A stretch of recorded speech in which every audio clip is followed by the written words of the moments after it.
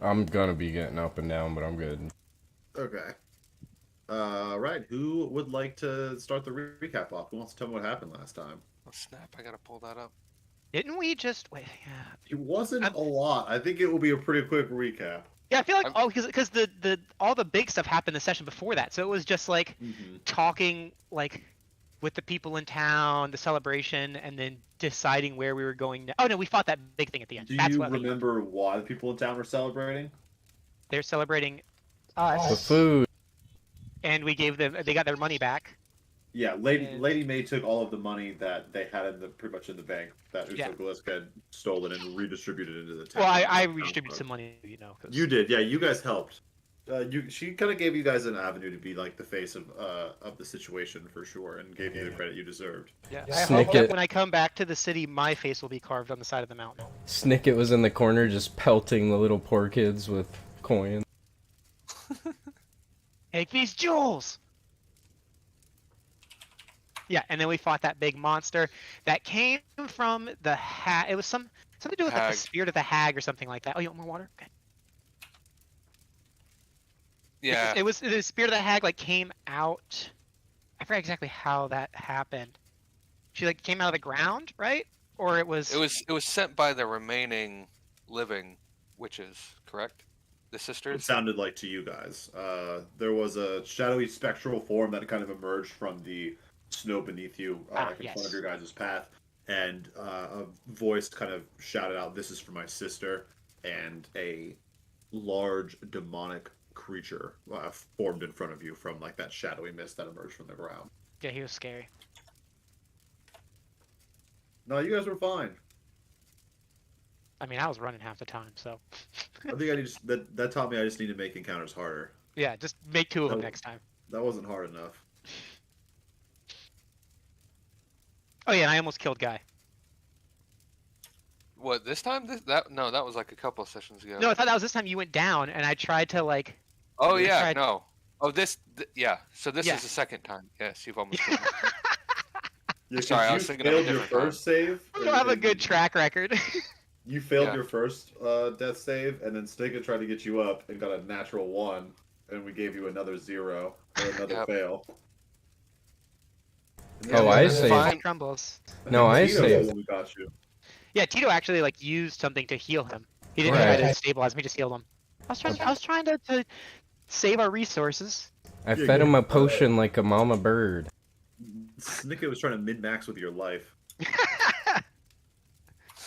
Min max with great. Yeah, so that's a recap. We're on our way to what's the name? It's like the Doanging, the Wanging. Yes. capital of the Gleaming Tundra. Did anyone have any questions, meta or story-wise? All right, Kennedy, not you. I think any Kennedy questions? needs her own channel. Empress. Let me look at my notes because I don't have Yoon? one. Empress Empress Yoon? Yoon. Okay, yeah. I just wanted. I try to remember the name. Empress Yoon. And you said it was like a day and a half. That's what it used to be, but they weren't certain because Uso Glisk hadn't been maintaining the road between Masu and Zoanging the way it previously had been. So Lady May had warned you guys she wasn't certain kind of what would happen once you got beyond the point in which the road was actually well maintained or the path was maintained at all. Especially at this time of year, it could be pretty rough to get through. Specifically heavy snowstorms, but that's what you guys have been enduring so far since you've kind of come to this village to begin with. Okay, fair enough.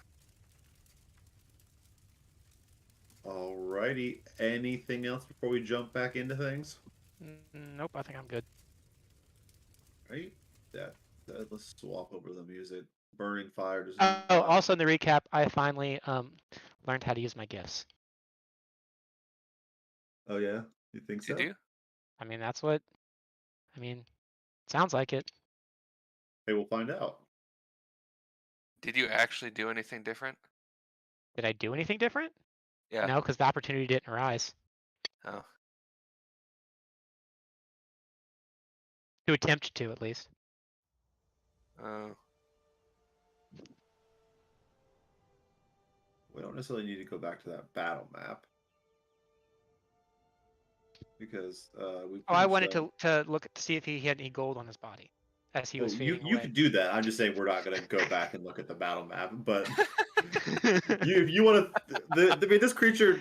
So, gonna get a little bit naughty here. Was not wearing any clothes, surprisingly Oh enough. no, that's a freaking felony for me to do that then. Sexual assault. Oh no. But if you guys want to go, I think at this point, Guy is safe, right? I Yeah, believe so. He it was a healing potion. correct. If I scroll up, Yeah. I can see. Yeah. Oh. Okay. So everybody's conscious at this point. I'm sure you guys are all, without me looking here, HP points. I'm sure you guys are all pretty beaten and bruised up at this point. But the three of you survived the fight, and it seems as if the creature's remains are slowly dissipating away before you into that shadowy corporeal form that it first emerged from just a minute ago or so. What time of day roughly is it? I don't remember at all. I thought the thing was in the afternoon, wasn't it? Or like the middle of the day, the celebration was? I'm trying to think of how long we've been traveling for and what time of day it currently is. At this point, you guys are getting pretty close tonight. You can see the sun setting. You're at the kind of the point where a good portion of it's covered in like various mountain tips and whatnot that surround you. So there is still light around you guys, but it is going to be dark probably within the next hour. I turn to the rest of the group, kind of all of us. I believe all of us are battered. Am I good? Oh no, I'm not good. Yeah, I'm pretty sure everyone's pretty fucked up. I'm right not now. good. I don't say. I think we should look for some shelter or something and try to lay low for the night. I say, yeah, I agree with like blood all over my clothes and like. It's not like a face and- tooth. Yeah, like blood coming out of my eyes. I'm like, yeah, that would be good. Yeah, so I want to like look for I guess a suitable spot where maybe there's like hard ground that isn't super buried in snow that we could kind of. I guess Okay, it doesn't have to be. looking It could be snow. for, It could just be compacted snow. Somewhere that's looking just for good to set up camp. specifically. Yeah. Okay. Go ahead and roll a survival check for me. Oh, dude, easy peasy. Back in my scrub days, I used to roll perception for these until I realized, ooh, that's fat. Ooh, very good. Okay. I find a camp already made. You wish. How long are you willing to spend looking for a spot, Snicket, before you change your course Probably. of action? I would probably spend 30 minutes. Because, like, you know that darkness is encroaching, and for you, that's Yes. not the end of the world, but for your comrades, that fucking sucks. And it's Yeah. going to make things really difficult for you. Actually, Yeah. it's not too bad for me anymore. I've got. Oh, that's right. goggles. You have the... Okay, hold on. Let me... Before we do anything else, I'm going to edit your character sheet, because that is going to be relevant. I promise that much. Won't you just can't you just put Great. a for the dark vision? Can't you just put that as a temporary effect on the item itself? Oh, you're right. I can probably find a dark vision effect, and then Yeah, just that's put that's what on I did for on like any the- item that affects me. I just don't put it as a know if temporary there's- effect when the item's equipped. Is there just an effect for dark vision though? I don't know if there. It's an effect. It's like a token attribute or something like that. That it's like has dark vision. Yeah, because this goggles at night doesn't have any effects on it. Sure. Well, I know this is boring, but I guess this is a good time to tackle this as opposed to right in the middle of something. I Besides, can. what? Can I Yeah, add it's a passive effect then? Add. Yeah, I'm trying to find an effect. I'm assuming you can add an effect like the same way there's a stone of good luck we can find. Yeah. So you But, go here. Let me actually look in my I'll look in something that I have that I can tell you exactly how to do it. So let's let me- see. I don't see an actor. It's in if it's when you edit the item itself. If you go to your Oh, if you're talking about actually editing the. The actual item. Okay. yeah, going and then to it's the- under DAE. I think it's under. Well, you don't have to go under DAE. There's an effects tab that. Oh yeah, effects. Yeah, effects. And then you go to passive effects and you hit add. Uh-huh. And then where'd the baby go? Oh, I think John's and also doing this then- at the same time. I'm watching this happen in real time. And then you go to edit effect. Edit. And then And you there's can go effects under on the far right? effects. Yep. That tab at the end, and then you can hit the plus sign that's on like the right side of like the titles. Okay. And then you can go to then the drop down you want to do let's see. I think it's called. It's past skills. There's one that's something. Oh, traits. Vision. There's What about something. status effects? You want something that like. Is it flags? It's not macros. I want to say it was under traits, like the same thing that has like languages. A second. Language all, language custom, language. I could have Gives swore there was one vulnerability. for vision. Spell. Traits? Stealth. You can actually, I think, type in. You can Yeah, start can we just typing and stuff. type It'll in vision? autofill. Oh, data Oh, yeah. attribute senses dark vision. That's what you want. Effect value, is that going to be the range, or is dark value or dark vision given with a It's predetermined I range? put 1 because it says add, or maybe Oh. actually no. You know what? It might be the range. So you might want to put the range of the dark vision. For the effect value? Yeah. Attribute senses dark vision. Effect value for what? You might want to put the range. I mean, we could test it because you can just equip it and it'll put the effect on you and you can see. Sure, What let's it just start says. with 1. Are you editing it too? I think I just did. Oh, nice. Did I? How did I do that? Oh, I pressed 1. Oh. Alright, here, let me close out of that then. The effects. Why The is it time not I letting spent me- trying to automate stuff in the 5e campaign paid off. Why is it not letting me edit this item now? I wanted to double check that I Try, did it. try, and- try it again. I'm out of it, so. Oh, it's because it was just underneath your fucking character sheet, and I'm a dumb. Okay, yeah. So effects, goggles of night, duration. Does the duration matter? Do we need to put a duration? You shouldn't have to put a duration. Okay, yeah. It says that it's. So he has to have it as worn, and then it should give him the effect. Okay, yeah. Let's make sure it's worn. You might have to unwear it and then rewear it for it to pop up. Equip item. Equip item. And Still it'll show up nothing. under his effects. Yeah, I don't see it in his effects. Maybe still, I'll unfortunately. Pop in. That's okay. I mean, it would have been cool that there's a easier, quicker way. You can just do it in the token settings. Yeah, I'm just gonna and go just to prototype token Brute and force change, it. and change his vision to 60-foot dim. I mean, like, it works fine. Okay. That's honestly how I set people's vision most of the time. Now anyway. just don't ever just get rid of him and then just don't tell him.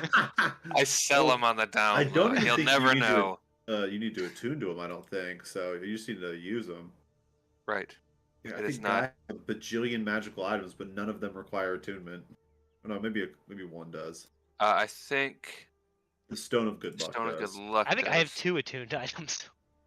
I just Yeah, have you guys the are one. fucking big balling now. As long as you don't die in the winter. Okay, back to what we were doing. Sorry about that. Snicket, you look around for about 30 minutes trying to find any sort of area that you deem as suitable campground for you and your friends. You know that night is approaching quickly, and it's already freezing cold outside as is, and it's only going to get worse at night. And you begin to realize that there's a pretty thick layer of snow that you guys have been wading through, like walking through, trudging through, that's made it difficult to move around quickly, and it's not getting any better as you look around. And most areas seem pretty open, unless if you were to travel off into the distance and start climbing a nearby mountain that like surrounds Nasu. In your immediate area, you find an okay spot that you guys could potentially rest at, but it's out in the open. There's no protection at all, and if a heavy snowstorm were to roll through your area, you could be quickly buried before you guys would even really realize what's going on. All right, looks like we're setting up watches then. How long would it take to get to a more suitable place? You But said we there don't was... know if there's a more suitable place, except for scaling the mountain if we wanted to do that. Okay. But The only that's... place you know for certain would be turning around and heading the other way, which you guys are about 6 hours off of Nasu at this point, and looking behind you, you're not certain that it would really be 6 hours again. It could be longer. It'd be difficult to even follow your own tracks backwards. Oh, but I have that feat, my Just background kidding. feat. Never mind. That happens. but it would be very costly. And 6 hours back that way, I guess it's guaranteed safety as opposed to 6 hours forwards. I mean, you guys know Zoanging is off in the distance. It's just a matter of But the how problem, what I see the further problem away going is it? back is, we're traveling in the dark. We're already beat up. If something were to jump us, then it's a bad time. Whereas if we're like here, someone's on watch, we're gonna have less of a chance of someone like catching us by surprise and maybe partially rested by the time something does attack us. Okay. Then, not to get too meta, but do we want to do a short rest before we get into our long rest? I mean, I just say, Jared, would you play it as if our long rest got interrupted? It could count as a short rest. Potentially, except for the person who's keeping watch. Keeping Yeah. watch is going to be too active of a task to be benefiting from a short rest. Yeah. But the two who are sleeping, let's say you sleep for 2 hours and you're interrupted, I would be okay with keep counting those two as a short. But the person who's keeping watch is going to be in a tough position, though. Okay. All right, so should Tito be first watch then? Tito should be first watch. Everyone is equally roughed up. Like all of that being relative, you know. Like Tito might have a higher number of hit points, but from a percentage standpoint, I think pretty much everyone is sitting at like the same. When I'm looking at the red bar that fills up your player portraits, it's all about to the same fucking spot. There's is a what I'm lot of trying to say. red on everyone. I'm not telling you that Tito's a bad first watch. I just want it to be like it's painfully obvious to the three of you in character that you all are equally fucked up. So we're all first watch then? I mean, Tito, are you good with being first watch? Maybe. Yeah. Oh. I was expecting yeah. He said no or he said maybe? He said maybe. So we set up camp and immediately, or I immediately start to, I lay down expecting Tito to take first watch. Okay, I see that happening and also do the same thing. Okay, Tito, your comrades' lives is in your hands, and the decision is yours. What would you like to do?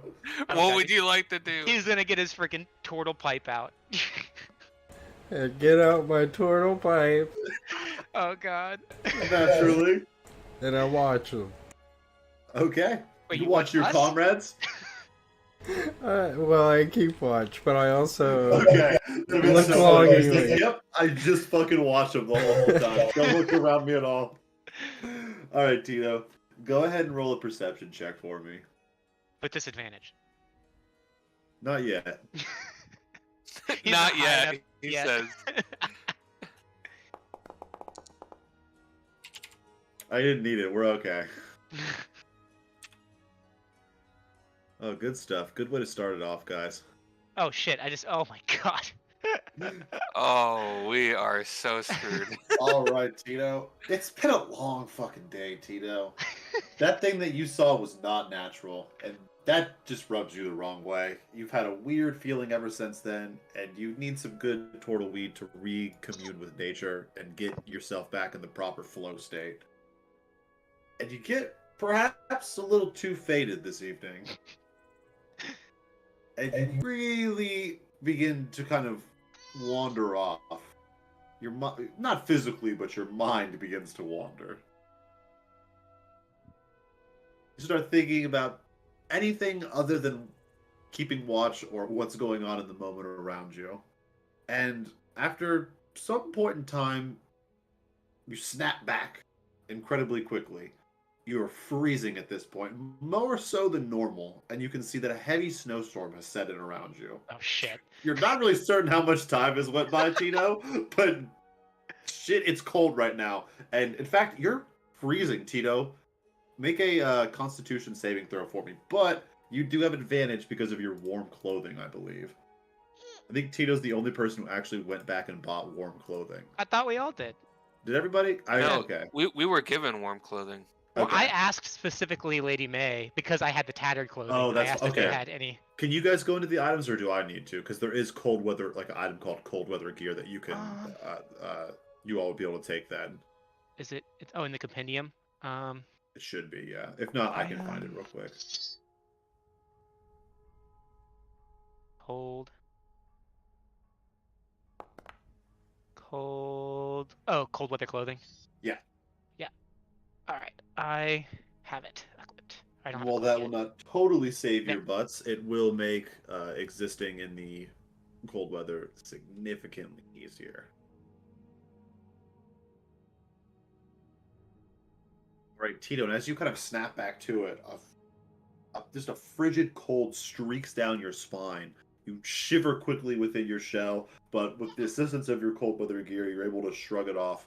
No negative effects, but you realize very quickly that this cold temperature has gotten to a pretty extreme point within this snowstorm, and this location is probably not safe for you and your friends to stay at this point. All right, I aroused the troops. Guys, it got really cold. It happened in a split second. I can't even explain it. I can't get the cold weather gear to get Wake in my up. inventory. Okay, Wake up! Can you see Please, us? Are we buried? please wake up! I guess we had tents and stuff. Snicket, you awaken to like a good couple of inches of snow just absolutely surrounding your tent, being buried in at this point. Perfect for warmth. For warmth, sure thing. So I get up Okay. and I unzip my tent and I peek out. And I go, Tito, what's going on? Is there some kind of like spell? Where all the snow come from? It fell out of the sky. Where's Guy? Oh wait, okay, no, it's under loot. Yeah, okay, I you got have it. some.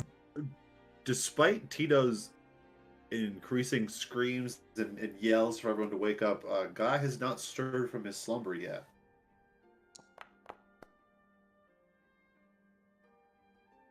What are you looking for, Tito? Where is he?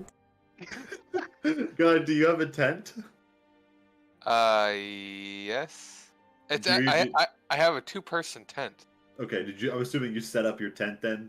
Oh yeah. Okay. So Guy has a decent sized tent, but it's actually, as you begin to look around, Tito, there's no second tent in sight. There's only Snicket's small little individual rat folk tent. Oh I shit! have a Oh two-person fuck! tent as well. You had to roll a 1.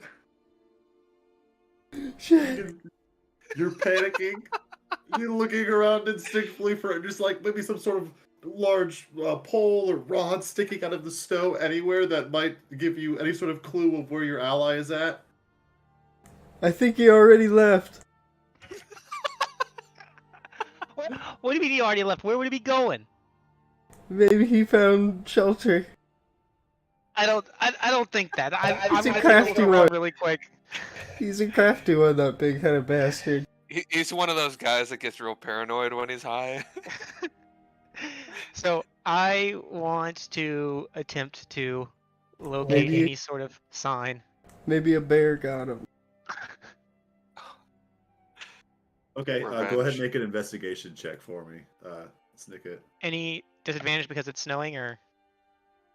Oh yeah, I'm sorry. Thank you for reminding me. Disadvantage because it is snowing incredibly hard or incredibly thick at this point, and it's difficult to see just even like your guys' tracks and what direction you came from. Perfect. I am so dead. 6. That's enough. God. Desperately looking around for any sense of your friend Guy. You're sniffing the best you can for any sort of trace of where he was at, looking for just any bit of scrap, footprint, anything of the sort. But you're unable to find anything. Nothing more than deep piles of snow all around you and Tito. All right, so I go back into my tent and fish out of my my backpack the sending stone, and I speak into it. It's not used, right? I think I haven't used it since our. Let me look. Yeah, he's still to charge. I speak into it and say, "Guy, wake up! Where are you?" Do I hear it? You don't hear anything. What? Oh, okay. You are currently unconscious to your best knowledge. However, Okay. To your knowledge, you're unconscious. Finally, Fair. RP that I can stand behind. This is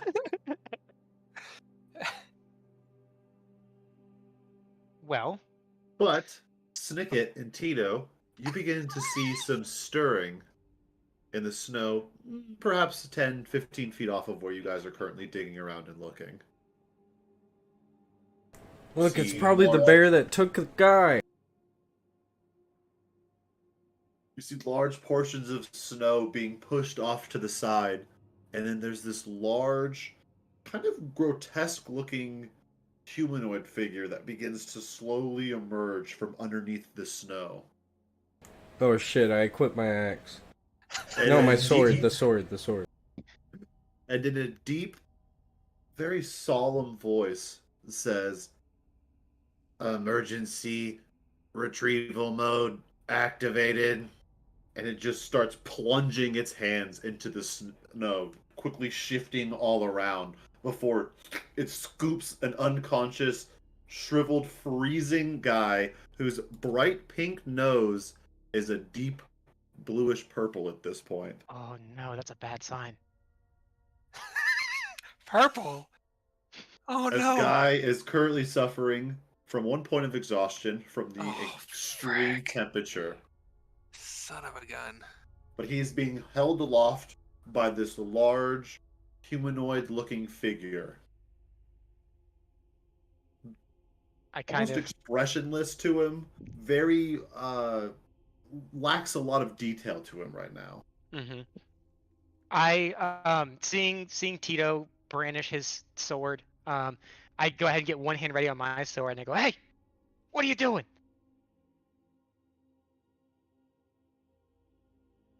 Figure just kind of looks at you. And then I repeat, "Hey, I'm talking to you. What are you doing?"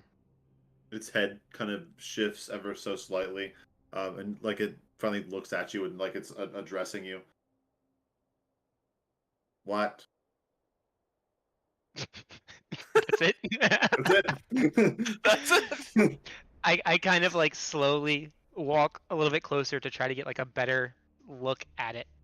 And as I'm walking, I say, "What are you doing?" Maybe I'll speak its language. Retrieving my master. Your master. Yes, he is in need of heat and resuscitation. Well, where is said heat and resuscitation? Right now, you just hold on to He grabs him tighter and holds him to his chest. him. Where'd you come from? From my master. Like just now? Like you were with us the entire time, or you came from somewhere else? I do not understand. Like 10 minutes ago, where were you? With my master. Ah, okay. So you were with us the entire time? He just stares back at you. I guess so. So my tent. You said it's buried a few inches?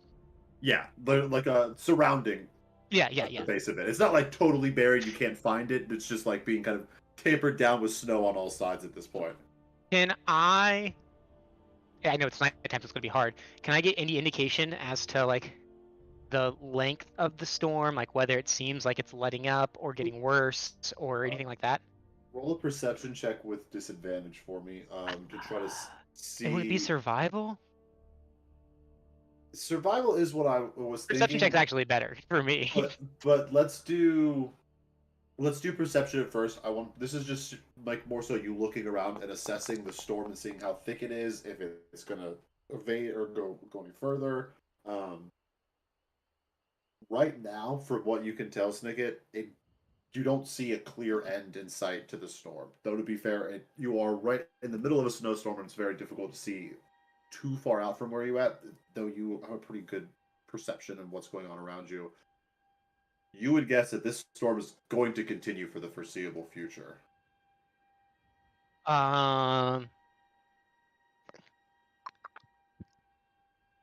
Well, gentlemen, I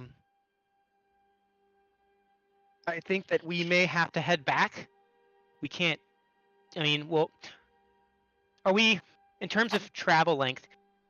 I guess we don't know how long it would take to get there or back. You said we were driving for 6 hours. How long did you say before the roads were bad? How long? It was a few days of travel, or did you say it was a day and a half? About a day and a half before the road really kind of gave out from what you all understood. Yeah. I turned to Tito and go, should we head back? I don't know. I can't tell if the storm's going to be letting up. It doesn't show any real sign of letting up, and I don't know. I mean, if we sleep here, we might risk getting buried in. Yeah. Yeah. Okay. Right about at this point, perhaps whether a good stroke of luck or via the heat of the creature holding on to him ever so tightly, Guy begins to slowly flutter back to consciousness.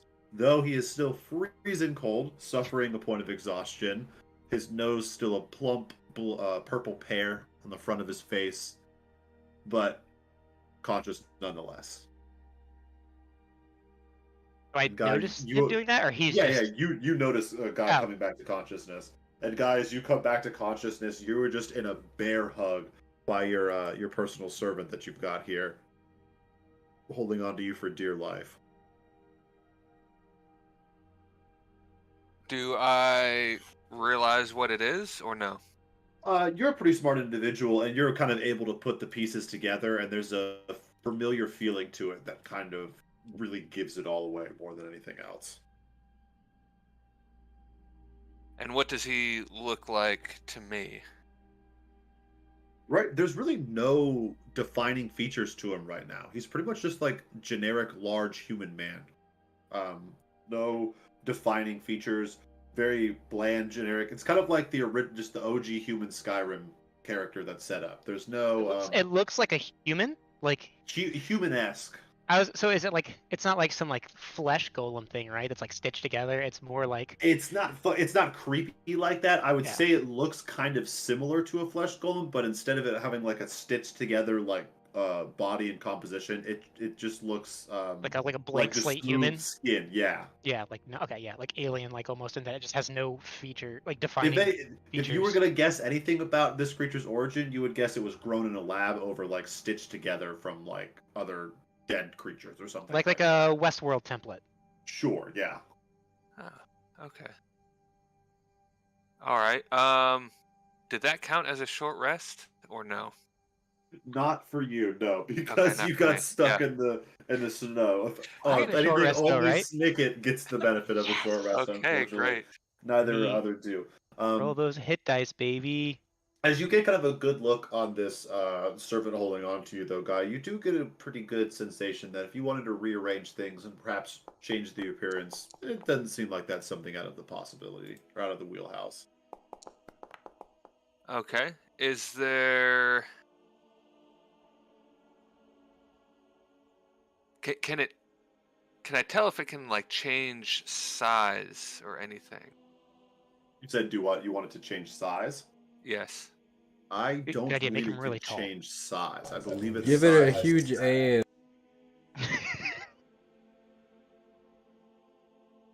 Okay. Let me find the stat block for it real quick. Make it a cake smuggler. Make it look like Cardi B. I know there's actually a stat block for it, so... Tiny. Make it look like Doja Cat and sing "Bitch I'm Am I misrepresenting this? I thought it would be at least like a medium, like humanoid size. It's tiny but super strong. What is it? It's called Is this the homunculus? Yes, homunculus servant. Homunculus, more like it. Make him sexy, but tiny, like the Pepsi guy or the Dr. Pepper guy. I don't know if I like that it's tiny. It's very strange to me that he's tiny. Isn't it the Dr. Pepper guy that's tiny? It also has a fly speed. Why does it have a fly speed? So it's like Tinkerbell. It's tiny. That's kind of lame, but hey, okay. Okay, so it is not actually that big. Nor is it strong. Holy shit, I wish I could read. This thing's not lifting anybody up. This thing like dragged guy out by like the fucking cuff of his It like licked his face. on. Fucking like dragged him on top of the snow. Just licked his nose until he woke up. It's actually quite tiny. Only like a handful of feet tall. Take it back. I misrepresented it first. But still a blank slate human? Yeah, Humanoid? kind of like humanoid slate. We'll keep that. But a little It's one. like, it's like the and one Little. mascot. It's like instead of it being like a blank human, it's now like a blank gnome, you know? But smaller. Half the shorter. size. Is that Dolomite? It's pretty tiny, unfortunately. Is that Dolomite? Dolomite. Oh god, run! Don't let him raise his hands. So Alright. it's still like latched on to warm him up. Yes, it is. It's still latching on the guy that'll warm him up. It's like a fucking Saberman, like just grabbing onto him from his chest. That makes it so much funnier. So, but this thing can talk then. Yeah, it just did already. Okay. Understands the languages you speak. And so I ask it in Draconic. Oh.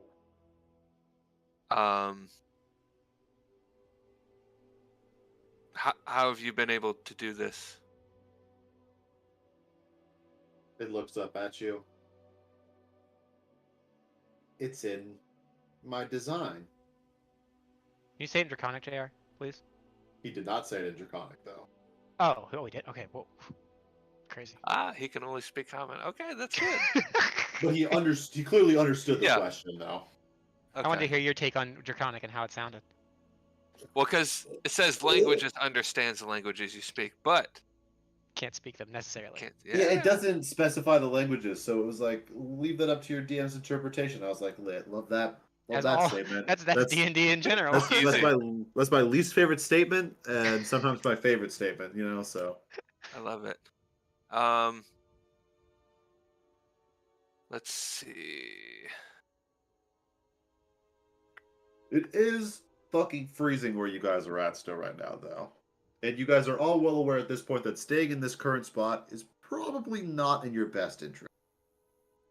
I guess I turn to the little thing and go, do you have any way of helping transport him, or should we get Tito to carry him? I mean, I can walk. Oh, you can? I'm just cold and exhausted. He But is I can capable of walk. walking. Technically, the first point of exhaustion I do not believe negatively impacts walking speed or movement speed. No, it's You just just need disadvantage. Yep. On ability checks. All right, so I say we get a. Well, now that I see guys like awake, guy, do you have any? I mean, I propose we go back because I don't know if we can weather this storm or not. Should we? How do you feel? I mean, it's 6 hours back, so. But it's I over were a to- day forward. If I were to spend 6 hours, I would just rather keep going, or try to find another place to sleep. I guess that makes sense too. Just try it again, Okay, yeah, that makes sense. And or we so, can try to hunker down here again. well, I mean, have you got any ideas of how we can prevent ourselves from being buried? Let's see. Do you have some means of creating a heat source to keep the snow from building up on us? Or some salt? Do you have salt? I'm seeing what I have. 1 second. Everybody check your spell list. What spells can you cast right now? Are they any good? I can cast sneak attack. Okay. Tito can cast Speak with Animals and Beast Sense. Yeah, I'm gonna Alright. speak to some animals real quick. Alright, here, I'll cast, away from, like, where our stuff was set up, I'll cast Flaming Sphere. Okay, as that happens, Tito, did you actually want to start ritual casting Speak with Animals? Sure. It'll take you 10 minutes of uninterrupted concentration, but you will be able to then cast Speak with Animals. Yes. Alright, sure thing. So you go ahead and start focusing on that as Guy conjures, what is it, like a fucking 10-foot? It's a 5-foot diameter, but it lasts for 1 action, so 6 seconds? As a bonus action, you can move the sphere up to 30 feet.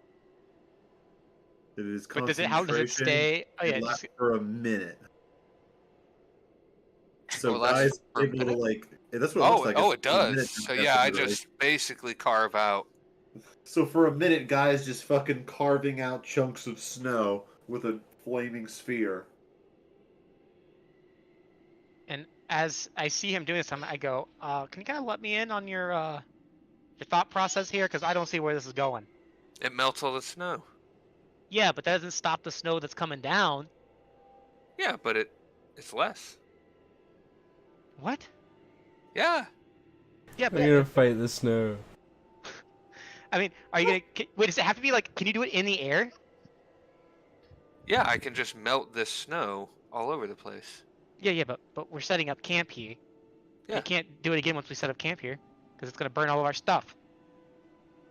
Yeah, but it gets rid of the snow that's already there. I'm not worried about the snow that's already here. I'm worried about the snow that's coming from the sky. Well, there's nothing we can do about that. I mean, if we keep moving, we won't get buried. If we stay in one spot, we'll get buried. Yeah, I'm also exhausted, extremely hurt, and somehow I have a small person attached to me. And I open up my coat. I go, okay, I'll just... And until I figure this out, I don't know what else to do. I don't feel like moving.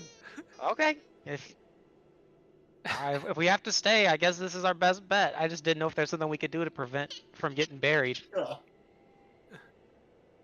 Nope, Okay, that's... to be clear, we're just carving out like a fucking 20-foot radius area of snow in the ground. There's like not really a lot of foliage or anything like that. I mean, there's some foliage, but there's like no forest or large trees all around you guys. You're just kind of in the middle of an open area, snow piling up all around you. Yes. But now there's a circle with There is less snow.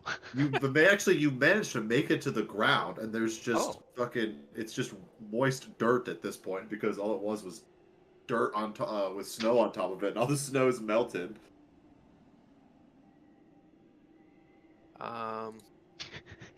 And you watch as the dirt around you quickly begins to fill up with snow. All again, just like that. Not like totally fills up all the way, but like you see like a thin layer of snow beginning to form within minutes of having everything cleared out. But it did help. It did certainly help. There is less snow now.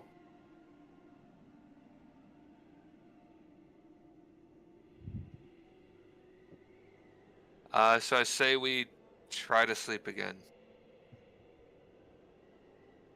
Okay. And pick so up I back in go the and morning.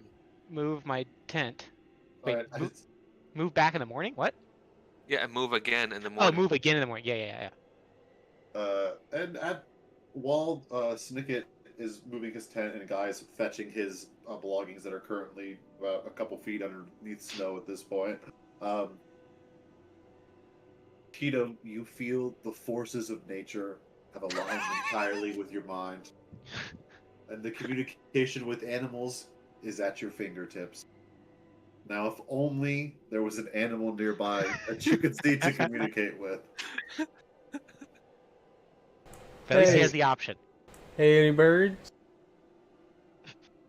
Any birds out there? You're just calling out to birds. Any birds or bears? Make an animal handling check for me. Oh, we're gonna get some bears. I can feel it. The bears that weren't conscious of us before now know that we're here and are hungry.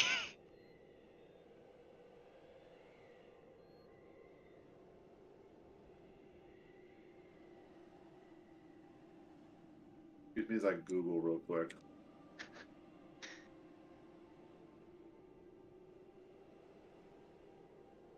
As you are kind of doing your best to call out to nature, seeing what wildlife may be around you, Tito, you watch as a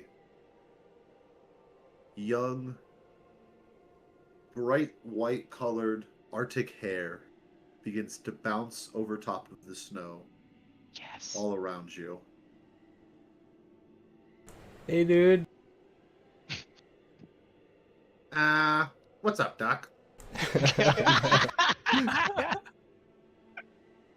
Yeah, you happen to know any places where me and my friends here could maybe get out of this snow for a little bit?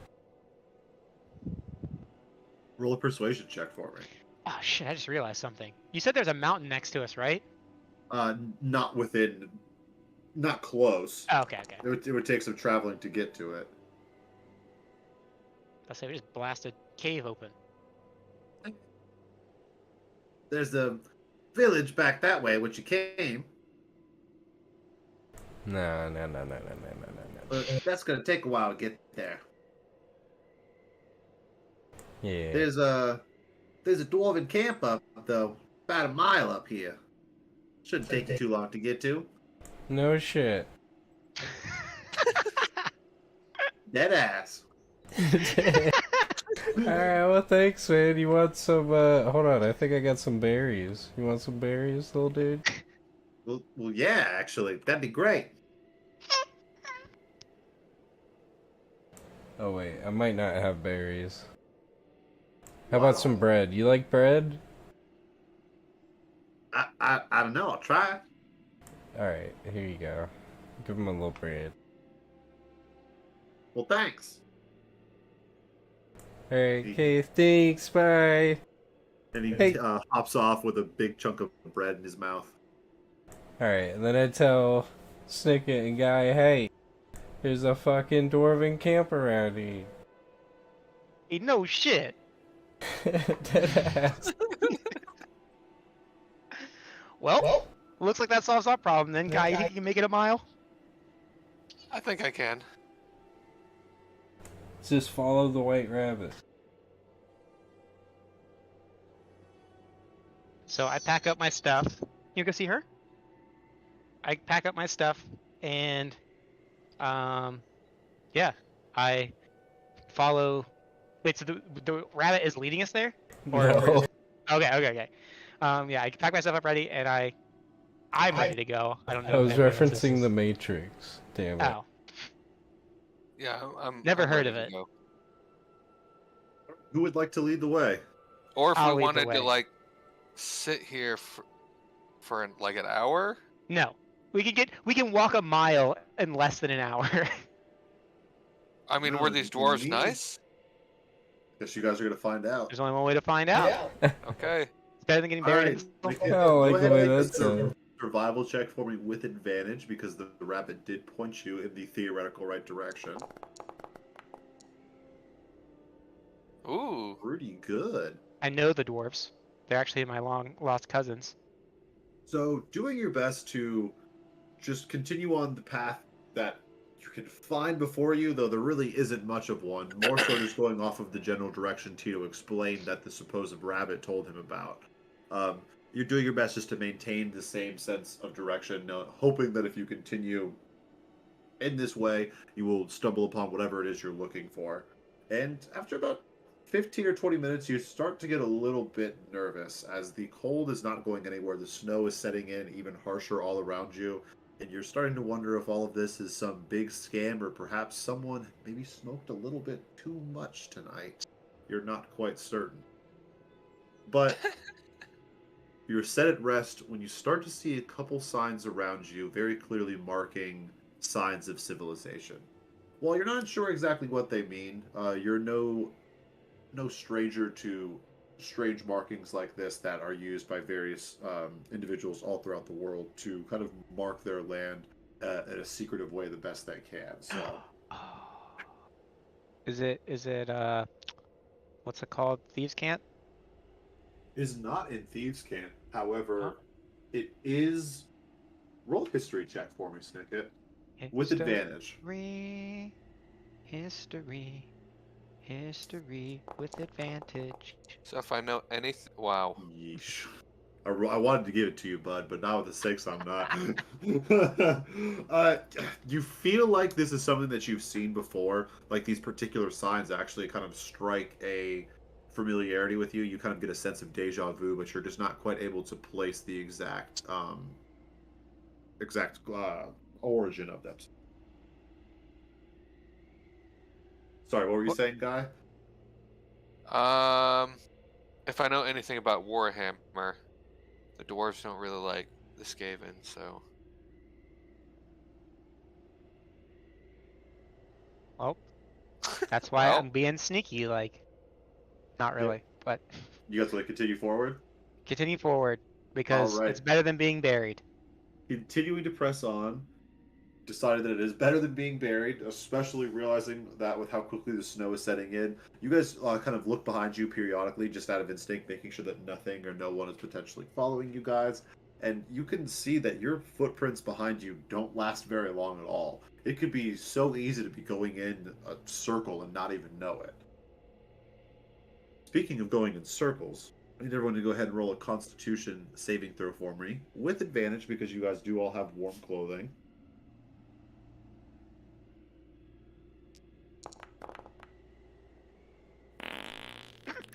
Thank God for the advantage.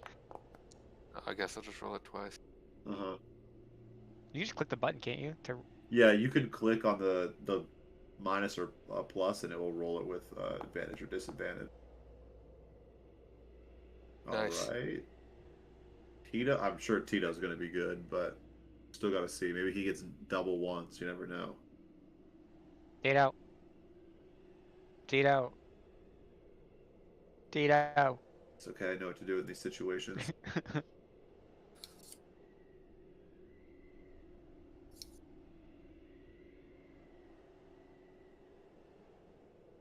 Okay, pretty sure Tito's good. Oh, I rolled for him, but it's private. You can't even see. Tito got a 23. Oh, You all doing your best to fight off the cold. Doing okay for now, but knowing that it's only going to last for so long, hoping you're going to find whatever signs of civilization you might be looking for. And after about maybe 25, 30 minutes or so of traveling, Snicket, you can see just on the cusp of your vision, there is some sort of wooden hut with a straw, kind of like thatchet style roof covered in snow. There is a faint glow coming from one of the windows and a little bit of smoke coming from the chimney. This hut is elevated up above the snow, a good 4, 5, 6 feet, on some sort of kind of like houses on the beaches are. It has like a Mhm. deck all around it and a set of steps leading upwards. Um, it's the first signs of life you've seen since you left the village of Nasu. Probably maybe just 80, 90 feet away from you guys at this point. What would you like to do? That's the only building. That's the only thing you can see right now from where you're currently at. Okay. Now, if you want to continue pressing forward and see if you can find anything else, you can. I'm just saying this is the first thing that you've seen, and y- I didn't want to force you guys to advance further than if you Yeah. didn't want to. So I'm gonna look back to them and say, do you want me to go look ahead a little bit and see, kind of get a lay of the land? yeah, that would be good. Okay. So yeah, I want to sneak up Okay, and kind go of ahead and take a roll peek stealth check around. with advantage for me. Why the advantage? Oh, 'cause it's Because nighttime? it is it's nighttime and a crazy snowstorm is going on. There are some advantages to it. That was almost a 20. All right, okay. So you go ahead and start sneaking around Snicket as you want to approach this separate building. How you want to like try to go up and see what it is? You trying to climb up Well, I don't the? even actually. I don't even want to really go to the building itself. I want to approach and see if I see any other Okay, buildings, like as I sure. get closer. You get about 40, 50 feet closer, kind of trying to actually steer into some of the a small amount of trees that you find nearby, and you begin to see this large wooden palisade kind of road all along one side. Huge wooden spikes strewn together that make up a pretty large wall that goes for a good, I think, a good few hundred yards probably. I had to look up what a palisade was.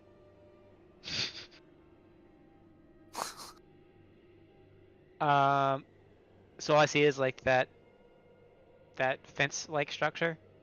It's pretty tall. I would say probably your best guess. It's looking like it's probably 7 to 8 feet tall, somewhere in that ballpark. You do spot the one section where there is a gate, though it is Okay. currently closed. Not surprising, but there are large watchtowers all along the interior of this gate that are seem to have activity coming from within at least one or two of them. Gotcha. Um, now turning my attention to that first house. Um, I can't remember. Did you say there was a light on in it or something like that? Yes, there was. There was Okay, a small semblance of light coming from outside of, from the window, as well as gotcha, a little bit of smoke coming from the chimney. gotcha. I want to go back to the group and I want to ask Tito. Tito, who'd you? You said this was a dwarven camp, right? That's what the rabbit said. Well, I think to be on the safe side, maybe one of you guys should go. I saw this like some sort of fortress-looking thing up past that house up there, but I could. I mean, we probably want to not barge in there. We probably want to, go knock on the door to the house. Looks like someone's there. There's like smoke and stuff coming out. Maybe someone's cooking dinner. I don't know. It's dark. It's probably they might be asleep. It's probably for warmth. But if you guys go and like knock on the door, maybe I could come a little farther back so they don't immediately get a bad impression if they don't like my kind. How's that sound? So is that would I know that that's actually a thing that dwarves don't like rat folks?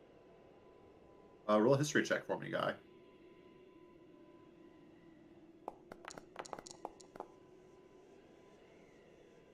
There's some level of history behind rat folks and dwarves, though a lot of that stems from the peaks of Caravia and that country's history.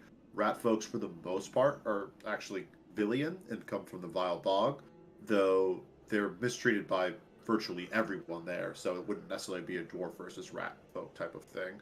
Ah, okay. At least not from the Vile Bog. Now, from the peaks of Caravia, like I said prior, there's a little bit of a different history there. Okay. Though you don't know all the exact details of it, you're just able to recall there is some semblance of friction and tension there. Okay. Wouldn't be unfounded or like Okay. unheard of. So were these guys like well armed? Were they like militant or I didn't see any people, did I, when I went up there?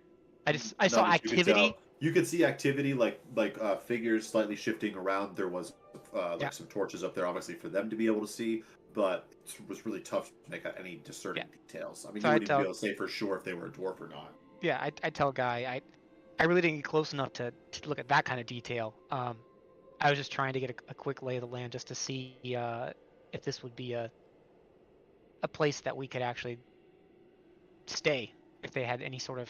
I mean, if they look like that we could potentially stay here for the night. So I don't know what we're getting into here. okay? And did I recognize any type of this?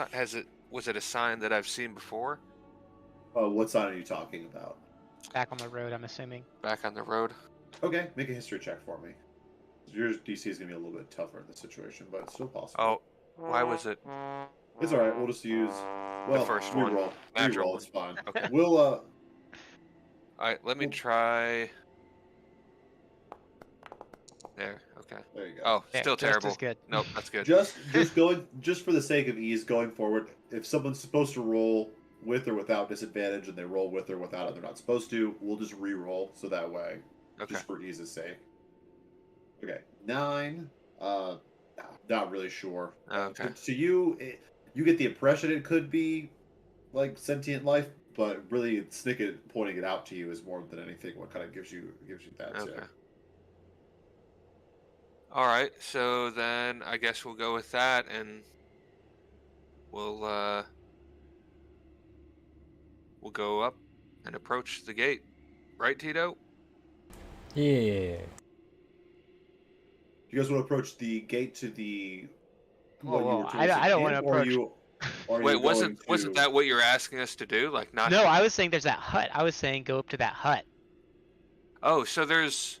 Yes, there's So- a hut that's a good 40-50 feet in front of the gate. Oh, I thought like okay. The hut Gotcha. turned into a fortress. Yes, I thought the hut was inside the giant wall. No, the hut is gate. on the outside. You guys see the hut, but you don't see the giant wall around the hut. Okay. Okay.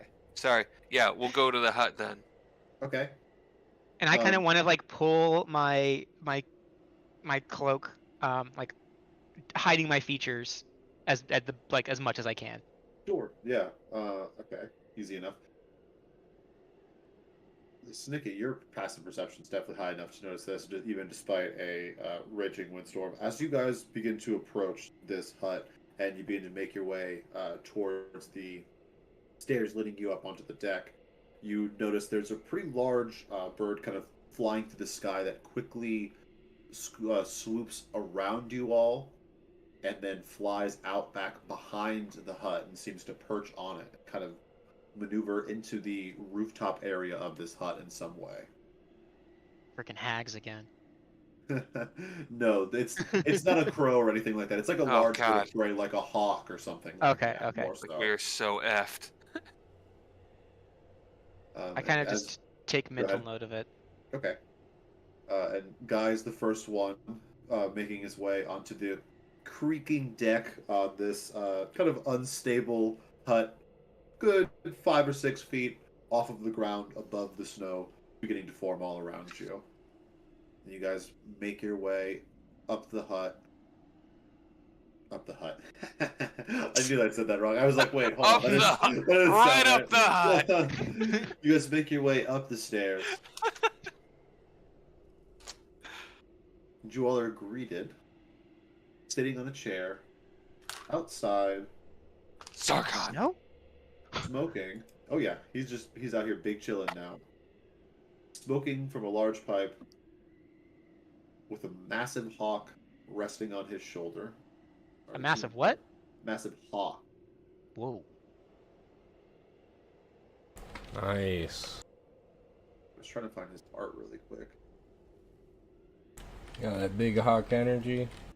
Is the hawk's name Mike? No, it is not. Okay. He turns to you all as he sees you approach. Aye, what can I do for you?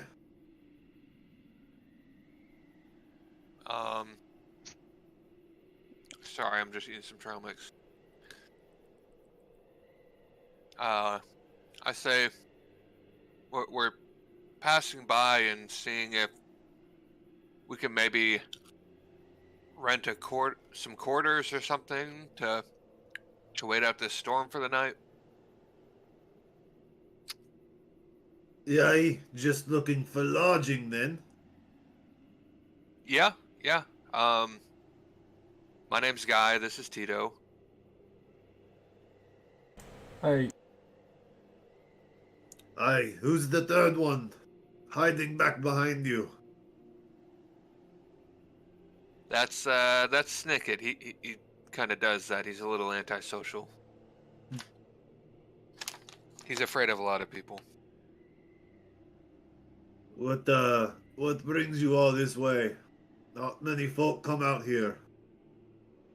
We are just passing through to Zwanging. Zwanging. Aye, it's been some time since I've heard someone making their way up to Zoenging from the south. Might be hard pressed maneuvering through some of them roads. Yeah, definitely. And I didn't catch your name. Aye, the name's Falcon. I'm one of the hunters here at the Mar Kaldur camp. I keep watch.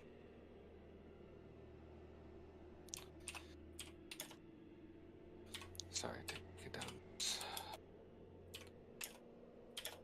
What was the camp called? It is the Mar Kaldur camp. It is MarKaldur.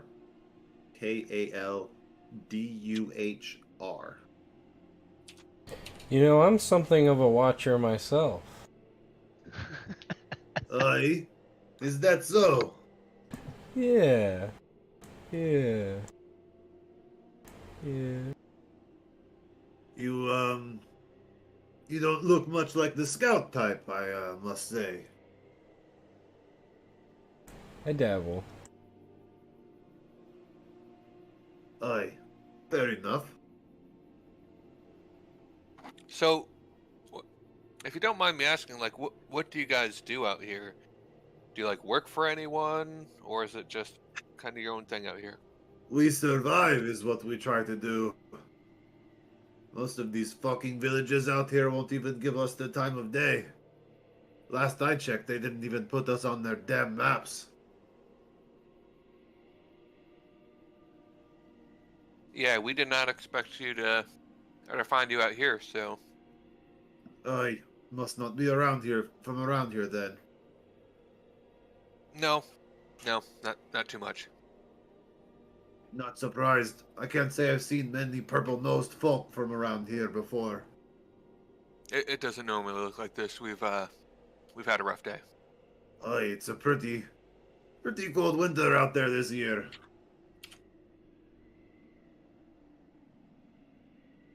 You folks get trapped trying to make your way to the big city. Pretty much, yeah. Tried it, didn't happen.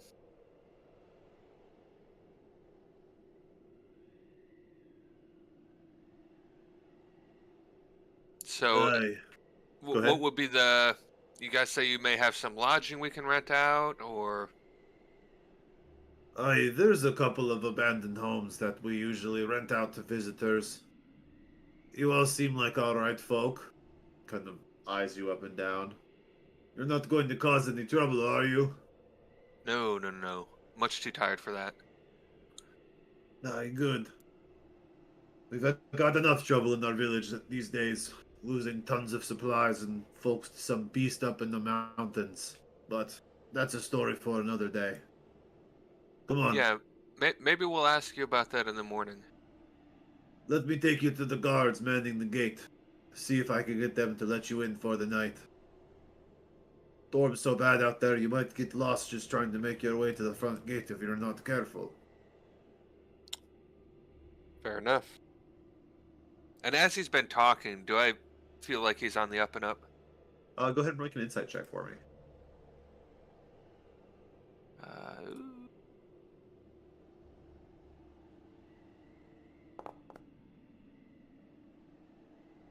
Everything he said to you, you feel like he's being very truthful to you.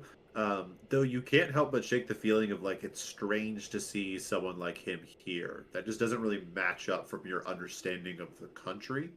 To have like such a dwarven commune effectively kind of like existing within it. It's not like dwarves can't live within the Gleaming Tundra, but they're pretty scarce and few and far between. So they would have to be here for like a very specific purpose.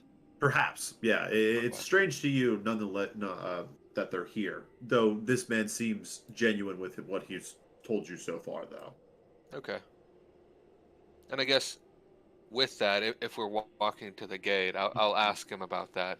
You know, about it's kind of strange that there's a group of dwarves out here. You don't usually see that.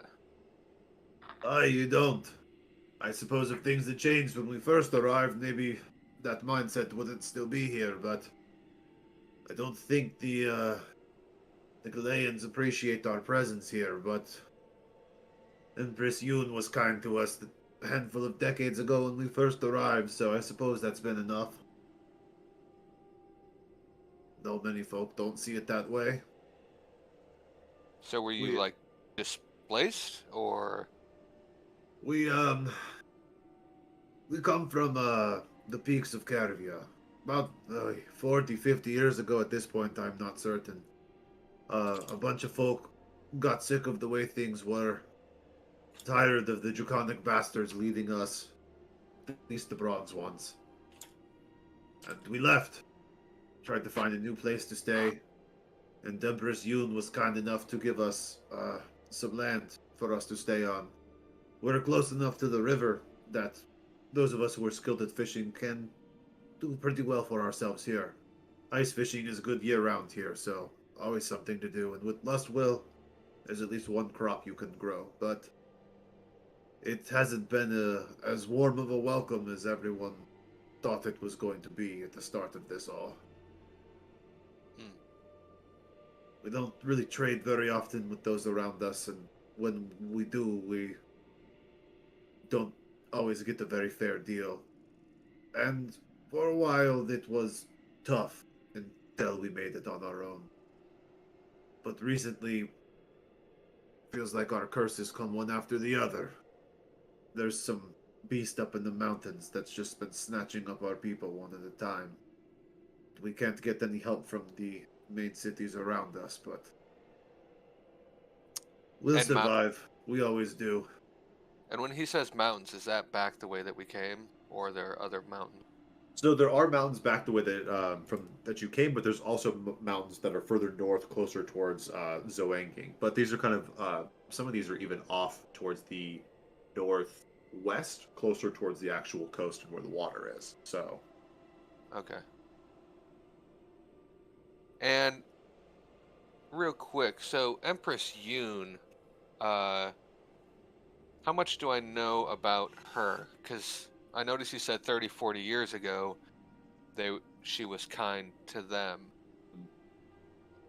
Now, is she like the same thing as what's her face is? Lady May? Is she like a go ahead and dragon? roll a history check. All right.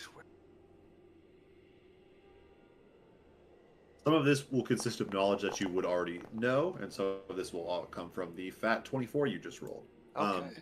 Empress Yoon is the leader of this country. She is the leader of the Gleaming Tundra. She is the great niece of the original Emperor Xiao Fei.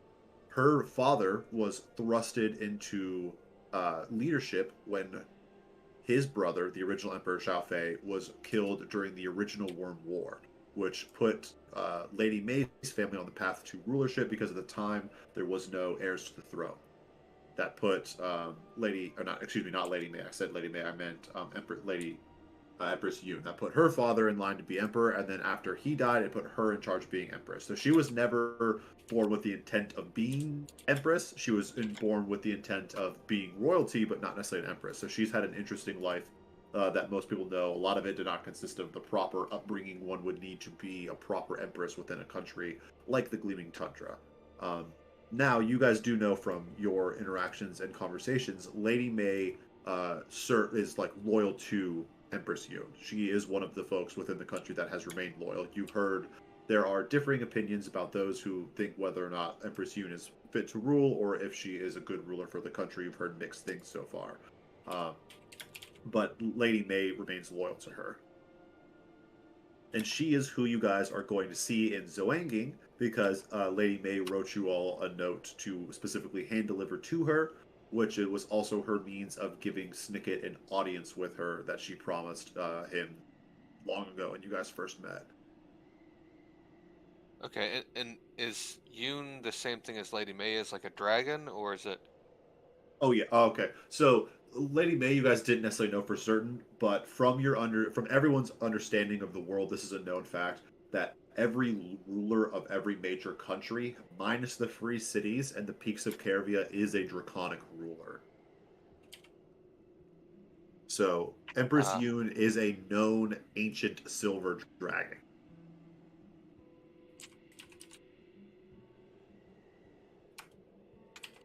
Because every country obviously has their dragon color that they coordinate with, and the Gleaming Tundra is ruled over by silver dragons, which is what you assume Lady May is as well, though she was still unable to display that in any way when you guys left. Gotcha.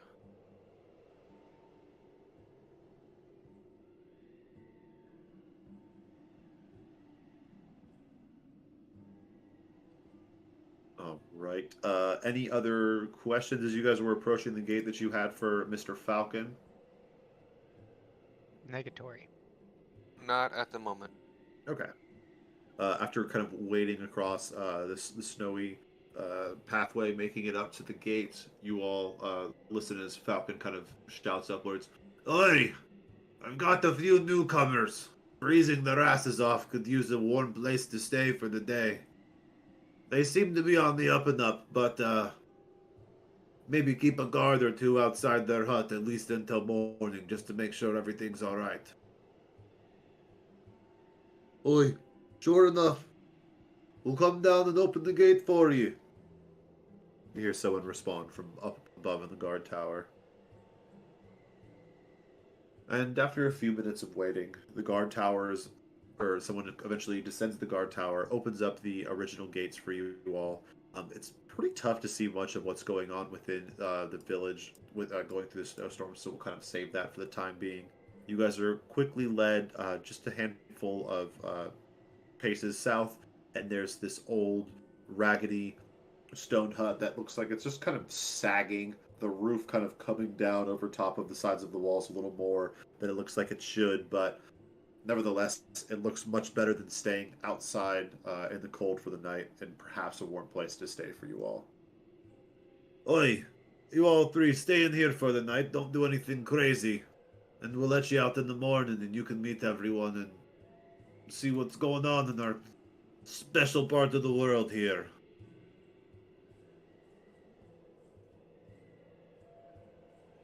Sound fair? Sounds good. Yeah. All right. And with that, Falcon leaves you guys as you watch a couple of the guards that descended the tower to initially let you all in. Motion for you all to feel free to enter into the home, but they stand firm where they're at, kind of keeping guard, keeping watch on you guys as you enter into this little home for yourselves. It's pretty bleak and barren within. There was a handful of beds and a couple of chairs and a table set up, but it escapes the elements for the most part. Is there anything in particular anyone would like to do, or are you guys just looking to get some sleep for the night at this point? Sleepy time. Yep, sleep essentially for me. Yeah, I'm pretty tired. Yeah, I'm gonna wait until Falcon was he still he guided guided? I almost said good. He guided you guys over Yeah. here, then left done left you guided. with a couple of the guards that descended the tower initially and let you guys in, who are kept keeping watch on you guys waiting outside. Okay, they're outside. Yeah. Okay. So as soon as essentially like the door closes, I want to pull back my hood. Okay. And essentially, yeah. Then I'm gonna look to rest.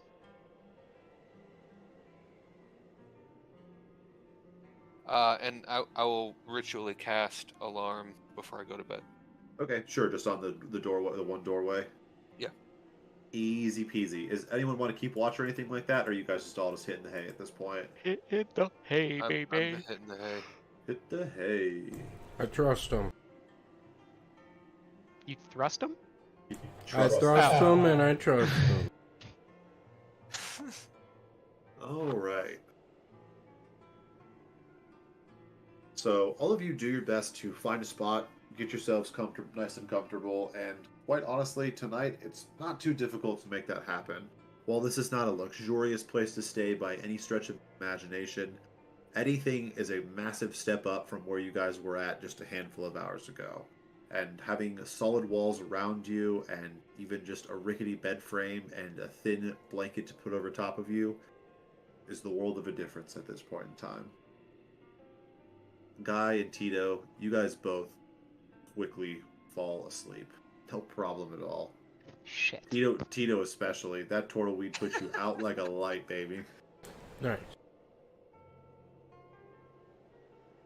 Stick it. Sleep has never particularly been easy for you. You've always tossed and turned a little bit, and some nights struggle more than others to find your way into a deep slumber. And after what feels like an hour or so of tossing and turning within your bed, you eventually do. Feel yourself drifting off into a deep sleep.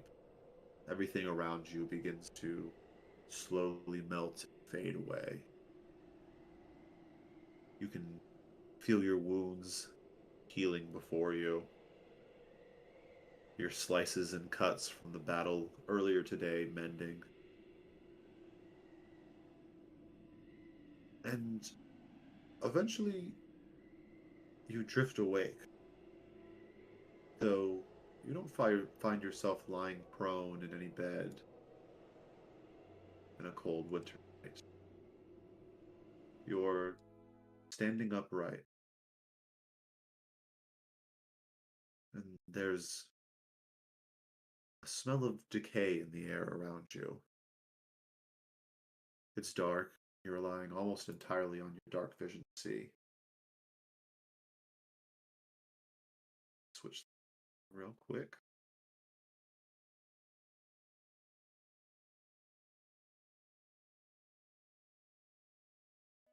Whoa. Loading question mark. Oh. You see these stony paths ground nearby. Get dead, decaying trees just in the distance. They're turning gnarled branches just overreaching above you. Off to the east, your vision just stops. Like there's a wall or a curtain just blocking off anything from being seen or passing beyond it. A mass of darkness.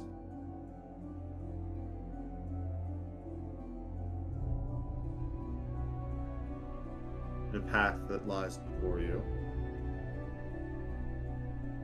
What would you like to do? I want to walk down said path. You begin to see bits and pieces of something emerging from the ground as it comes into your field of vision. They look bright white, but stained. They almost look like teeth, maybe? I go closer to kind of get a closer look and actually see if I can determine what they are. As you approach and you take a few steps onto these stairs leading you just a little bit above where you were elevated at, you can see, little circle for it. That's the color I wanted, but that'll have to do. You can see this blob off in the distance. It's just this shadowy, corporeal figure. Can't really make any detail out to it from where you're at right now, but it feels like there's a fog that's beginning to roll in all around you at this point. You'd have to get closer if you wanted to investigate it further. Okay. Then, looking around my immediate area, does anything else jump out? Not necessarily that you can see. There's massive amounts of spider webs that are kind of climbing and clinging from one portion of this. As you stepped up these stairs, you could feel it's. Sorry, I'm losing my words for a second. Let me gather my thoughts. You're walking into almost kind of like a semi-domed area. It's not totally covered, but it's kind of like a football stadium. You know how there's things pulling up on the sides. Yeah. And there's there's a flow and a shape to it that has a familiarity to it. The bottom of it has these jagged teeth that are sticking up, and it has the curvature of a jawline to it. And up north above you, you can see a curve kind of similar to like a facial structure of like a nose bone or something like that. But all of that kind of fades away as it looks like further north of where you're at, even beyond another set of stairs leading just a few more feet upwards, you can see this shadowy corporeal figure. Here, I'll mark it because I don't have a figure for it, but here is just where it's standing. Yeah, just say I'll approach it. And as you begin to approach it, you do you look at its facial features, or are you trying to ascertain? I'm trying. Yeah, I'm trying as I get closer, trying to see any details, especially the out that. Okay. You very quickly realize that this figure is not too terribly much taller than you. Perhaps a dwarf? You're not certain at first, but it seems more likely as you approach it. Plump nose, rugged beard, and covered in blood. Stab wounds littered through his chest, all across his torso, his back, his arms, even some on his face and neck. And as you meet eyes with the person, you watch as the color to this black shadow begins to take hold. And you can see a dwarven face, pale, covered in blood, looking up at you. Why did you do it to me? I don't understand. I was just scouting. And now my boys, they're going to grow up without their father. As these words hit you, Snicket, you're confused for a moment, or your heart plummets, and you remember who this is. A dwarven man named Sarget, a poor, poor soul who stumbled upon the entrance of the Vakat tribe's tunnel. He was no match for you and your tribemen, and you all dispatched him quickly, without much hesitation.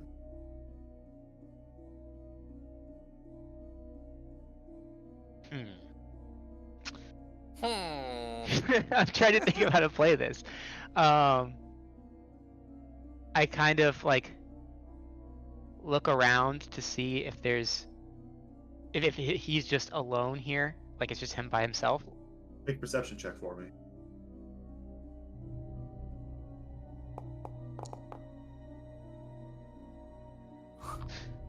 Seems to be, from what you can tell. Just Okay. the two of you. I look into his eyes, kind of, I mean, a sorrowful look, and I say, we were doing what had to be done. I mean, we haven't been treated very well by your kind in the past, so we don't know when the next time there's going to be an invasion. He grabs you by the scruff of your cloak, and he pulls you towards him. But why? I did nothing.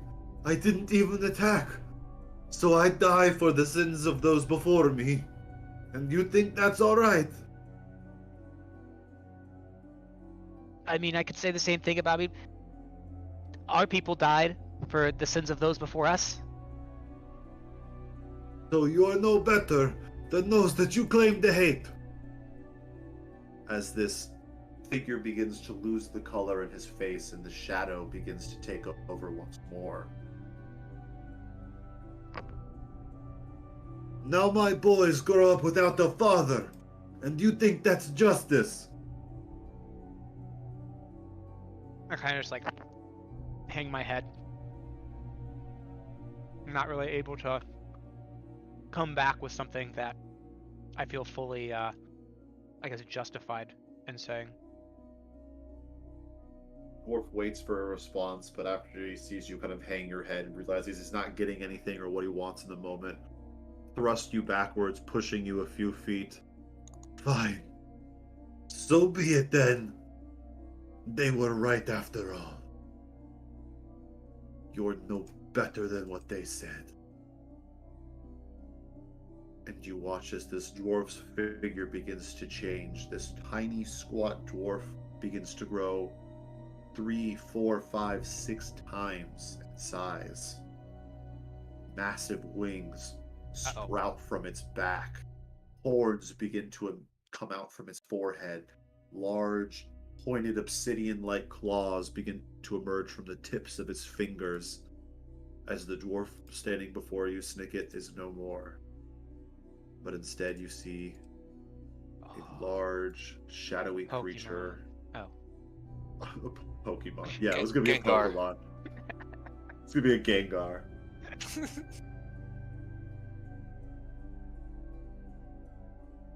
see a Yes, so I'm massive feeling scared. Shadow creature standing before you, Snicket. And I like look around and kind of out loud say, but kind of not really like I'm just confused at this point. I'm just like, what's going on? Waiting or yearning for any sort of response. You call out into the void to see if anyone is listening.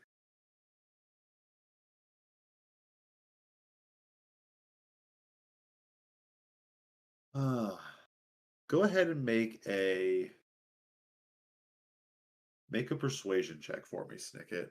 Okay. This is gonna go great. Oh, shit. Oh! Not No. too great. As you listen out for any sort of response coming from the void, any response that was coming your way is quickly cut short as you watch as a shadowy tendril darts out from the creature standing before you, slicing upwards, trying to grab onto you, and you watch as you quickly dodge out of the way of the attack. This hook-like end of it recoils backwards towards the creature. So I need you to go ahead and roll initiative for me, Snicket. Oh, by myself? All by yourself. Oh well, here's with advantage. Oh, do you always get advantage on? Okay, you change it so you Yeah, get as long as I have doesn't matter. As long as I have the dagger on my body, I get it. spice. Okay, cool. Ooh, tie. Snicket, what is your dexterity modifier? Assuming 4. yours is probably higher, but okay. So you are actually going to be first then. So I'm going to put you at 16. You break the tie with your higher dexterity mod. Look at you go, bud. Yeah. So can I do my long rest while we're doing this? No, not Okay. yet, unfortunately. All right. Sorry, I got to get the right. Snicket's music just going got to for have this. all these dreams. Jeez. Not my fault you don't have dreams. Oh, whoa. That's funky. All right, Snicket, you're up first. What would you like to do? I'm going. Oh shit. Okay, I thought I accidentally hit the stop button on the music. I didn't want you to do that. I want to draw my short sword. And then I want to. I was gonna say, okay, that's my first action. No, I'm gonna draw my short sword, and kind of shout out to it like, what do you want from me? What are you doing? And then I will dodge. Your action? As Or my bonus action. Okay. And it's been a hot minute, so I can only use hide. Cutting action is You can hide dash. disengage. Okay, yeah. Yeah. Then yeah, I just do that. Essentially my first action is I just dodge and I shout to him like, wait, and I have my sword out ready. Okay, and you say, can still movement technically, so you could move Yeah, for but free if you wanted to. I don't really. I mean, there's not really anywhere I want to. Okay, you're good where you're at. Mhm. Okay, so end of your turn then. Mhm. All right. As you cry out to this creature, asking what it wants from you, Snicket, you hear a snarl and this deep, kind of booming echo to its voice. It's sorry, I kind of lost it. I had it voice for a second. I kind of crackled it. It kind of leans in towards you. I want what you took from me. And for those of you who couldn't understand that, it was, I want what you took from me, what it said in response to you, Snicket. Gotcha. All right, and for the Shadow Dancer's turn, he's going to let fly with the shadowy tendrils, the same one that he attacked you with at the start of it all, Snicket. You watch as another one flies by, as 13, I believe, misses. Correct. Right. I'm also dodging, though. Oh, true, so he has disadvantage, so we Yeah. mega miss then. Alright, so the first attack goes wide, Snicket, as you watch as one of these shadowy tendrils flies wide, going by. A second attack flying out towards you with disadvantage again. That is a 9 to hit, as a second one misses again. Yikeroos. And third attack is a natural 1, so that's a tragic turn. As dodging was very advantageous for you, Snicket, you watch as 3 of these shadowy tendrils fly out at you quickly in succession, one after the other. Prepared for it, you dodge out of each one, though. While it wasn't too terribly tough to dodge out of these 3, you fear what might happen when one does hit you, though. That's going to be the end of the creature's turn. Up next is, well, Snicket again. What would you like to do, sir? I'm going to move within range. And I'm going to... this is scary.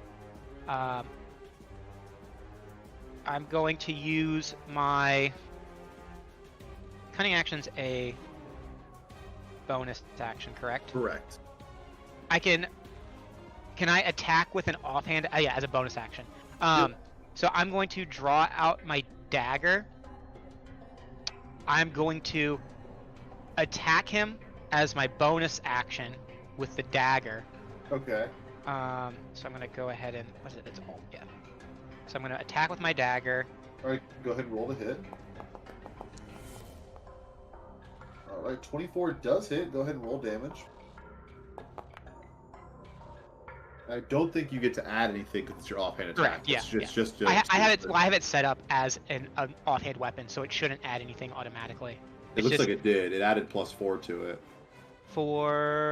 I think don't you add your? You just don't add your strength though. How does that No, work? you don't add your modifier to Okay, an offhand okay. attack. To like the bonus action attack, because I believe what it is. Because normally you add your dexterity or strength modifier depending upon the weapon, but Gotcha. so it's just the 2 points of On a damage, normal I attack, believe. do you add your modifier and your proficiency, or just your modifier? Just modifier, not Gotcha, proficiency. gotcha, Proficiency is only added to attack roll, not to damage rolls. Okay. And then I want to use my action to dodge. All right, easy enough. Snicket, as you approach the creature, you swipe at it with your dagger, hoping to do anything at all. It seems like a glancing blow at best, as the creature barely appears to notice. But with your insanely high perception, you always get to notice everything, which is great for me sometimes. It really is. Right about here,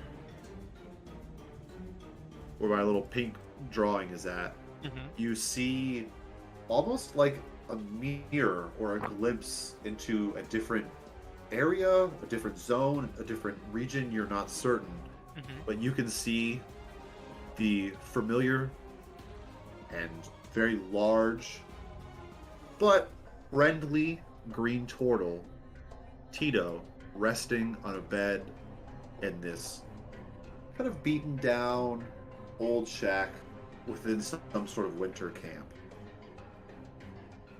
Perfect. I said I wouldn't bring trouble. We said we wouldn't bring trouble in there. You said is it like a puddle on the ground that's like a portal, or is it like a physical mirror? So it's not like a physical mirror. It more so looks. It's kind of like a grouping of fog, mist, shadow, all of the above. That is kind of forms thick enough for you to actually be able to see out of it, and you can see like bits and pieces of the image almost kind of like fading away from it over time. It looks so real to you. Like you look like you could go over there and like grab the pieces and kind of like push them closer together almost. they're strange, all sorts of different shapes and sizes, but they all are like varying degrees of like this deep, like kind of black shadowy color though. But once you fit them together, it seems like they're forming some sort of image, and that just happens to be an image of Tito and what he's doing right now. You're guessing? You're not certain though. Okay. Cool. All right, that's the end of your turn, Snicket.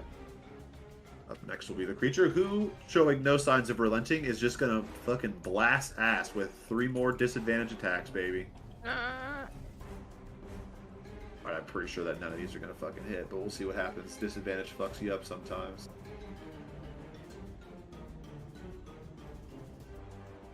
Alright, we have a 15, an 8, and a 21 to hit. Oh, 21 hits. There we go, we did it. No. Alright, Snicket, as you're able to quickly and deftly dodge the first 2 attacks, the third one comes a little bit quicker than you had anticipated this time around, and unable to dodge it, it slams right into you. Oh, wait, before you roll damage, Yeah. my uncanny dodge, do I know the damage before I use it? Is a reaction that let me actually read it.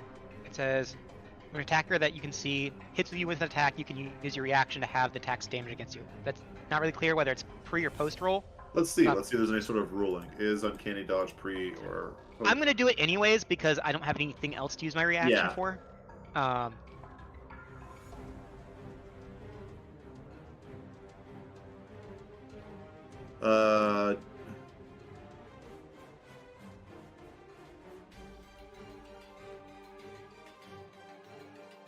Let's see. Yeah, a lot of people are saying that the reaction, just based off the wording, it says the reaction is to the hit, not to the damage. But okay.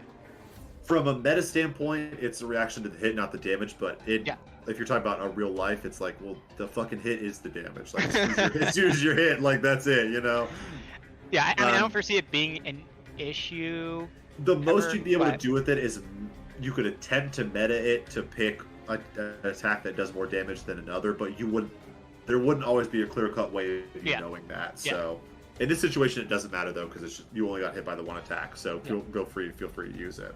Yeah, I'm gonna use it.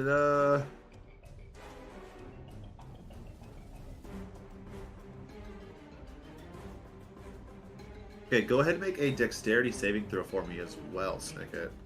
Easy. Actually, is pretty easy. Okay, so you do take 10 points of piercing damage as the attack slices into you. You can feel kind of this hooked end to it, kind of trying to dig into the bottom of your calf, and you can feel it trying to yank and pull you onto your feet. But you're quicker than that shit, and something like that is not going to pull you on your ass by any stretch of the imagination. Is that 10 pre uncanny dodge or pre post? Sorry, that is 10 damage initially, so it's reduced to 5 with uncanny dodge. My fault. Normally I say it. I did not say it. My bad. And you could feel it trying to pull you down to the ground, but you were able to quickly and deftly kind of shrug that off. So hell yeah. He knows what's coming next. The creature is going to back off. Oh, you do get your attack of opportunity you want to, but you can see he's kind of like guarding this area now, and it seems like he's noticed it as well. I for sure am going to take my attack of opportunity. All right, go for it. Go ahead and roll to hit for me.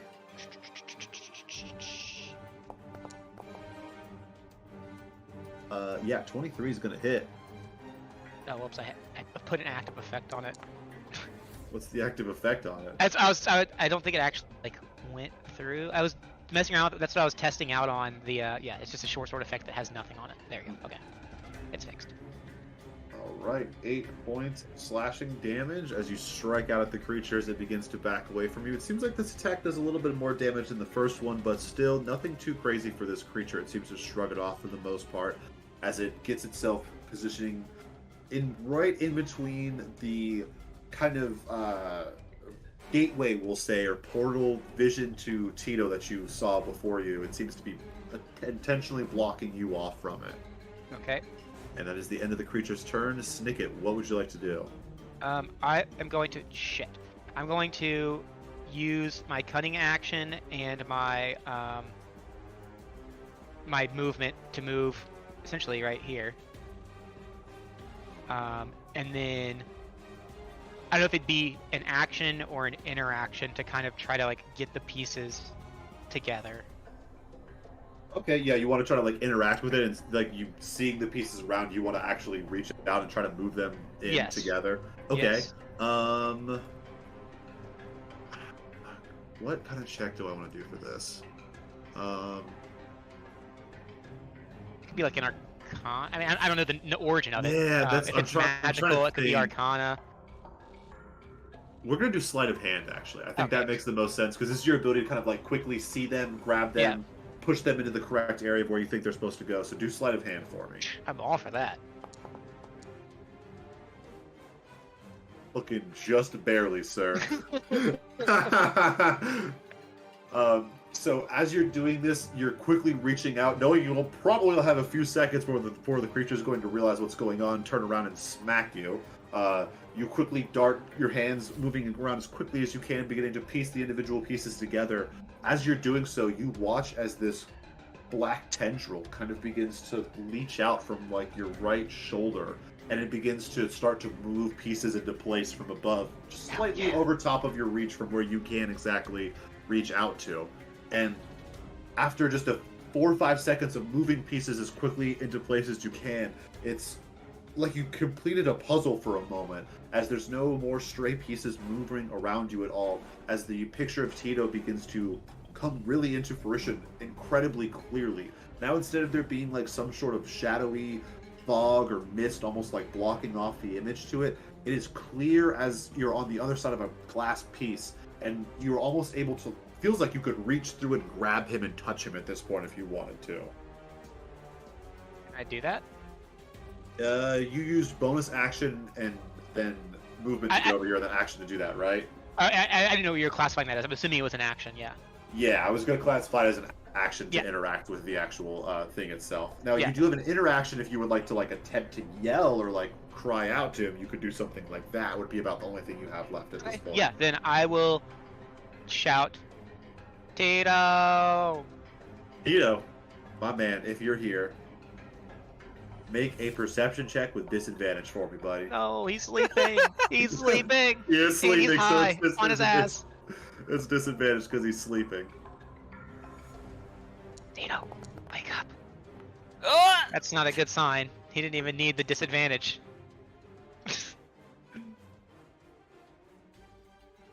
Well, Tito. guess I'll die. Nothing stirs you from your slumber this evening, Tito. You're staying asleep no matter what. End of Snicket's turn. So we want. Where's my? We'll just repeat the same track. That's all I got. That's the one I picked out. Good. I like it. All right. No dodging this time available, unfortunately, for Snicket. No. As 3 attacks coming your way once more. Oh my god. Oh god, my butthole. Actually, not terrible. It's 8, 24, and then 16. Okay, so one hit. Alright, just Which one. I'm going to uncanny dodge. Sure, fair enough. Go ahead and make another dexterity check for me as this the one attack hits. Easy. Alright, same as last time, you can feel some sort of pressure force to this hooked tendril trying to pull you to your feet as it strikes by you, dealing a total of 10 points of piercing damage, again reduced to 5. Yes. But you're too quick on your feet, unable to be dragged down to the ground. You can sense a frustration dwelling within the creature as it lets out a cry of rage. Your turn, Snicket. What would you like to do? So it's like you said. I guess I'm going to reach through, or attempt to reach through the portal thing, to get Tito's attention.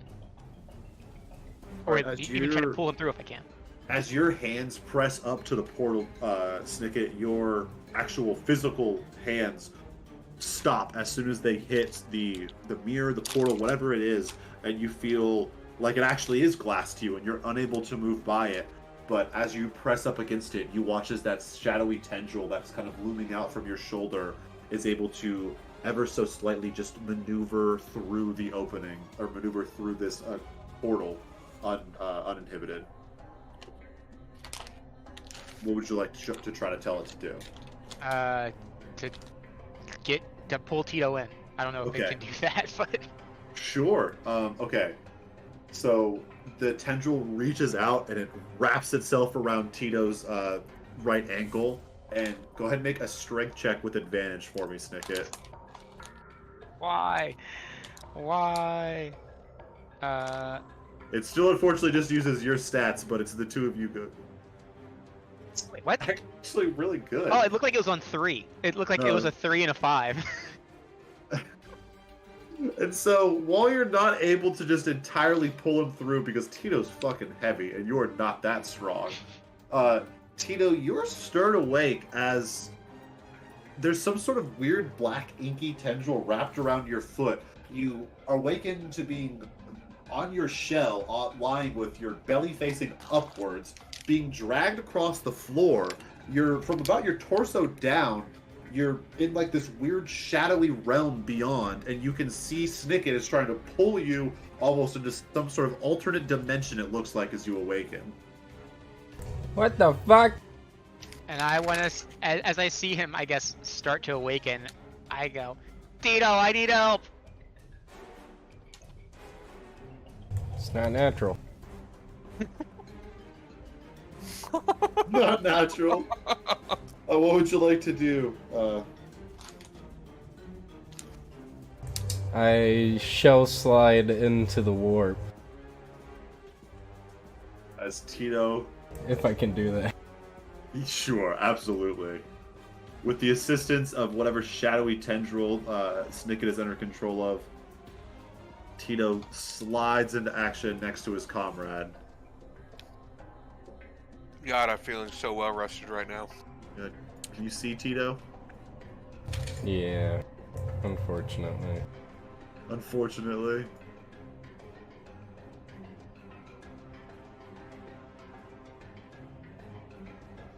Alright, go ahead and roll initiative for me, Tito.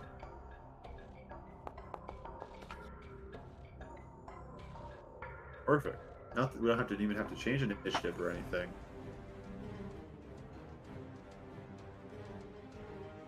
Alright, so that's your action to do that, Snicket. You Yep. still have movement bonus action. What would you like to do? I want to use my bonus action to disengage.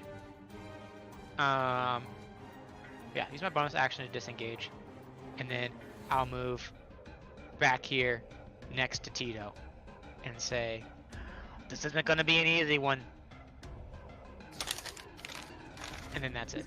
As opposed to earlier today, that was a cakewalk. Yeah. Alright, up next is going to be the Shadow Dancer, who, despite Tito's appearance, does not seem too interested in dealing with Tito right now. Perfect. Let's get that uncanny dodge ready. All 3 attacks head in Snicket's direction. Jesus Christ. This Uh-oh. is rough. 14, 18, and 11 to hit. Oh, the 18 hits. Alright, just one hit again. Being uncanny dodge. Go ahead and make a dexterity saving throw for me again, Snicket. Okay, Easy. you take 12 points of piercing damage, half to 6 because of uncanny dodge, and just as before, you can feel it's constantly trying to whip you, pull you down to a prone position, but prepare I ain't for got time for that shit. Yeah, no worries, no time for that. Alright, this will be the end of the Shadow Dancer's turn. Up next is Tito, with this hulking, shadowy figure standing over top of you and your friend, dragged into what can only be described as a literal nightmare. Tito, what would you like to do? Naturally. Oh, the Shadow Dancer rage too.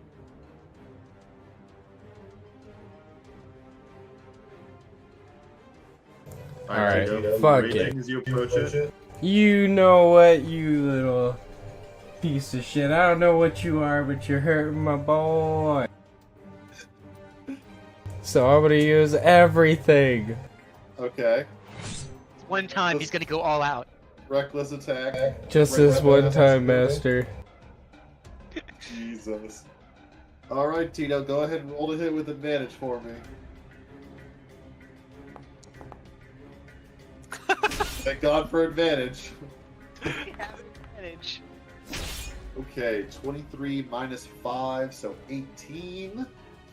Yeah, 18 hits. Go ahead and roll for damage. You know, I could probably make an effect for Great Weapon Master. That would work. Just toggle it on and off. Okay, so 13 points of slashing damage plus 10, so 23 points of slashing damage from the first attack, Tito. Holy moly. Well, I'm just gonna go sit over here in the corner then.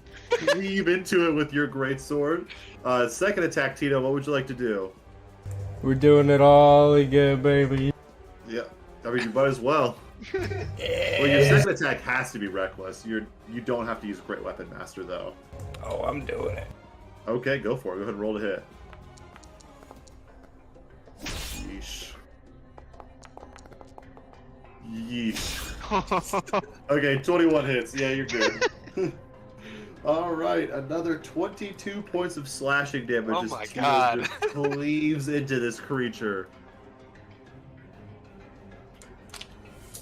Or anything else, Tito?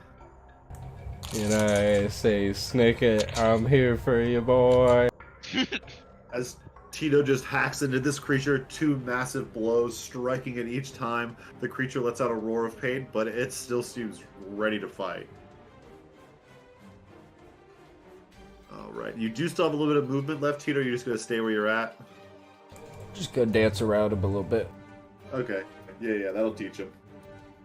Alright, at the top of initiative, Snicket, it is your turn, but I see once another more, look at you, you're a genius. You do see another portal off in the distance here, Oh, beautiful. with a perfect specimen sitting on the other side of it. So sleepy. A large, lanky human with What a bright purple nose that looks like a plum on the front of his face. But it's like a bright purple though, like it's like it's changing color again. He's starting to warm up a little bit. Ooh, yeah. So I'm gonna shout to Tito, keep him busy. I'm gonna go get Guy. And I No. No, leave me out of this. I'm gonna double move. I'm gonna use my bonus action to. Should I use my? Yeah, I'm gonna use my cunning action. Yeah, cunning action to move. Oh shit, I didn't do it. Cunning action to move there in my movement. And I guess I'll go ahead. As you are moving, the Yep. creature does actually have reach, so he is going to get an attack shit. of opportunity on you as Okay. you're moving by. So Let's he do it. is going to take it. That is And I say that is a 14 to hit. it does not. All right, you And can I see say- the tendril whip by you. And I say, Tito, watch out! This guy's got long arms. And then I get over to the portal and I use my action to attempt to arrange the pieces again together. Okay, go ahead and make a sleight of hand check for me. Oh yeah! Oh, no. Okay. This time, you're prepared, having a small amount of experience, we could say, with dealing with this previously. You and your physical hands are able to much more quickly arrange the pieces together than you were previously. And kind of as you're doing it, that shadowy tendril is almost instinctively trying to reach through the portal, pulling out towards Guy as you're putting it together. And right at the end of your action, Guy, you awaken to this large black tendril trying to grab hold of your foot, but at the same time, you awaken to something poking you in the face, going, "Master, alert, alert, foreign entity in contact. Master, alert, alert." I wake up. Oh yeah, you do. I will myself to come to consciousness. And I shout, Guy, we're in trouble. I assume I see him on the other side. Yeah, you see like this just little semi-portal like opening to a different plane of dimension before you, and you can see Snicket standing right at the edge of it begging for help, and like 20-30 feet off of that, Tito in battle with this giant, monstrous, shadowy figure. All right, I go in. All right, and as Guy joins the foray, or array, whatever the words. I don't know. The thing. Go ahead and make a Dexterity saving throw. not dexterity saving throw. What the fuck is the word? Initiative. Roll for initiative. Initiative. Jesus Christ, thank you. Let my brain just stop working for me. Alright, as Guy has officially joined the initiative. Oh, Guy, what's your dexterity mod? It is 14, so you will be just behind the shadow. Dead last, just how I like it. No, you're good. It re-rolled on accident instead of just taking it away. Okay. So, Snicket, that is your action, movement, and bonus action, I believe, to do all that, right? Yep. I am All done. right. So up next is going to be the shadow creature. Oh. Who is going to move? How much movement does he have? Okay. An attack guy. I'm joining the fight.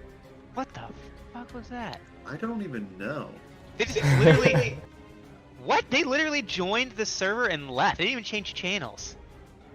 Was it the monkey sound? Yeah. I don't What the understand. hell? David, was that you? No, I'm still here. Was that the monkey overlord? That's what I was thinking. I don't know who that guy is. Interesting. Well, that was fun. Okay, as I try to regain where my head was at. Moving, right? Yeah, this creature is going to continue moving. 10, 15, 20. Yep, he's going to say fuck it. 25, 30. Tito, you do get an attack of opportunity on him if you want to take it as he moves out of Hello. it. Oh, you bet your tits. Alright, go ahead and roll the hit for me. I'm doing it all again.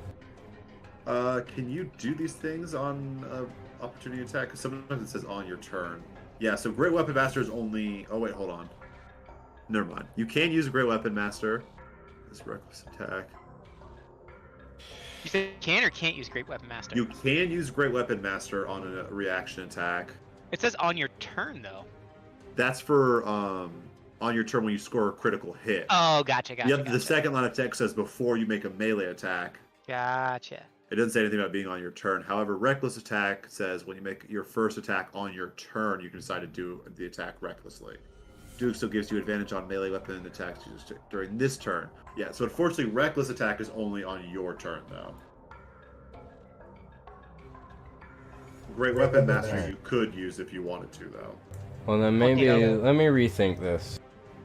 Let's just do a normal swing. hit. Okay, sure thing.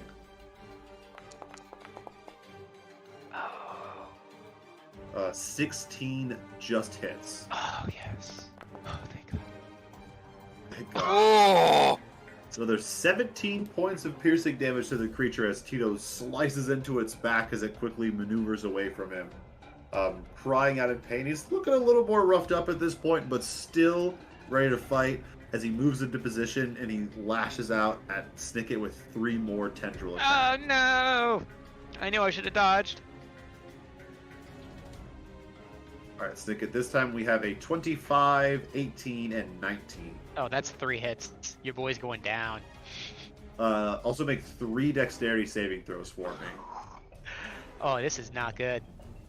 1. Is it gonna make me do... It waits till... Uh-oh.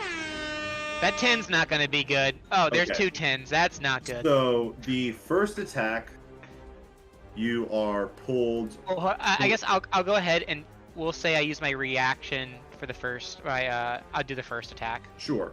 I should have spaced these out differently because I guess it technically could have mattered. But, We'll play it as... I mean, I don't know the damage. It's So I just okay. wanted to use it on any other. Yeah, that's fine. For sure. So he's going to knock you prone with the first attack because you failed the dexterity save. And then you're going to take 14 points of piercing damage, half to 7. Okay. I'm going to go ahead and roll separately again just to see if he crits. Okay, looks like he does not. You do pass that dexterity saving throw, so nothing happens there. Then you take 9 points of piercing damage from that attack. Perfect. Then the Oh my third attack God. hits, and this is brutal. I mean, it doesn't matter. I'm going down anyways at this point. Well, it might matter. Oh, God. You can't. Wait, the rule is if you do double my HP though, right? That's when I just die.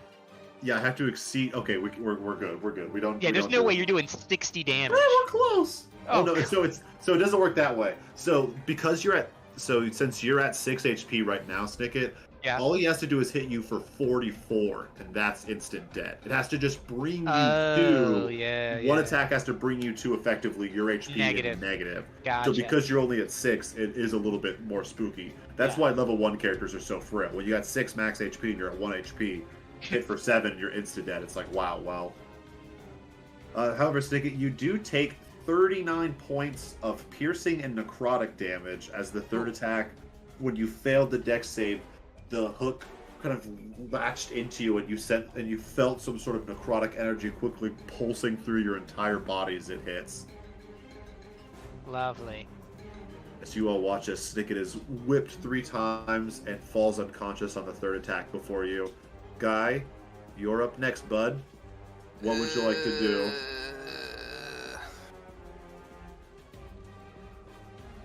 Okay. There's a touch. Oh shit! Didn't want to do that. There you go. There we go.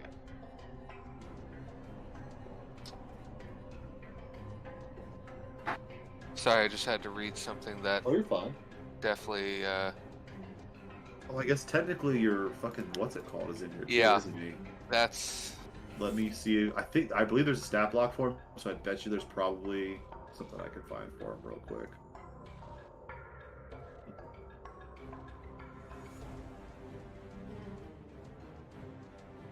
There's no picture. Well, that's just depressing. Okay, so for now it's just going to be this generic picture. But you find something you like for me, and we can use Okay. that as the art for it. All right. So he actually rolls in, or no, he doesn't. He just goes after you, right? Yeah, he goes after me. Cool. So first thing I'll do is cast Cure Wounds. And then something gets added to that, so bear with me. Do you have any spell slots left at this point? That's my first level. Your last one? Okay. Oh, do you have second level now? Yes, I have one more second level. So Nice. Okay, cool. Snicket, you get 8 points of healing. well, it's actually a little bit more. I lied, it's more. Plus 5. Jeez, Alchemical Savant. Plus your that's right. That's actually pretty good. 13 points of healing, Snicket. I got healed. Yeah, I'm gonna eat 13 popcorn because I points. thought I was just gonna die.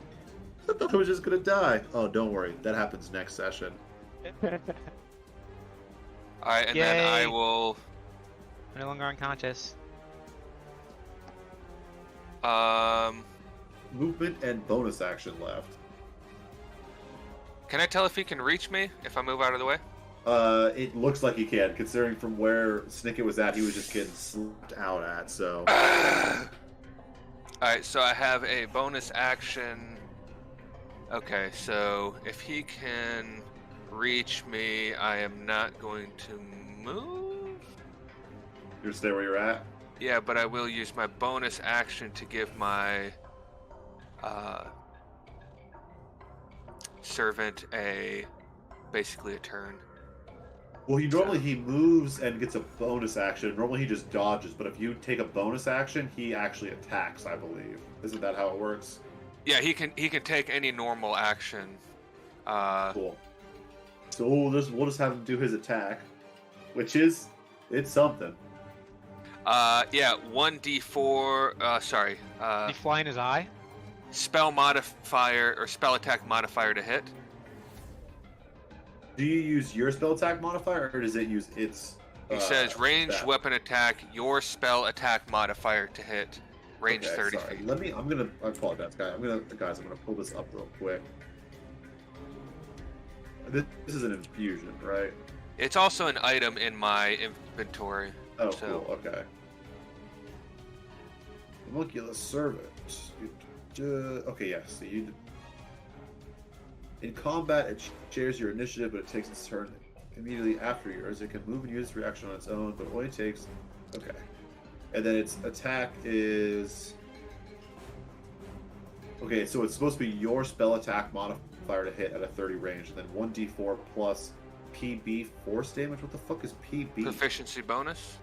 Oh, okay. That's interesting. It hardly ever does stuff like that. Okay, I'm gonna edit this really quick then, so at least have the right damage rolls. So it's supposed to be the to hit is your spell attack hit, which is what, guy? It's 9 or 8. Where is that? Just say it on your character sheet here. I can find it. It is yours is 8. So this guy also gets plus 8 to hit. And it's 1d4 plus proficiency bonus, which right now for you guys is 3. How can I find where that is? Spell attack modifier? It's the bottom left corner of your character sheet if you have it open. It says spell DC/attack mod. But the formula for it is your proficiency bonus plus your intelligence. Okay. No, I see it there. Okay. Alright, so should I just slash roll? Here, no, because I'm going to actually make a modifier for it within the actual creature itself to do it. Okay. Where is... It's supposed to be plus 8 to hit, though.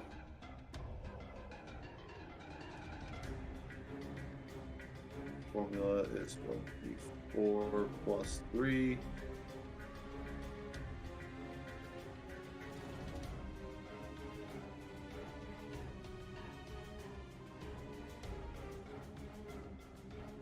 Still concerned about that monkey noise. The monkey noise? Oh, yeah. That random dude who joined and made a monkey noise? Don't like it. Don't like it one bit.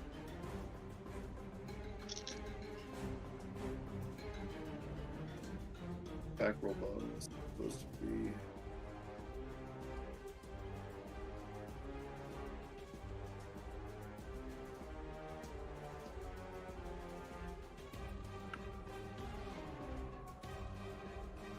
Sorry. I did not realize that this was going to be its own thing. That should be right. Let's see if that does it.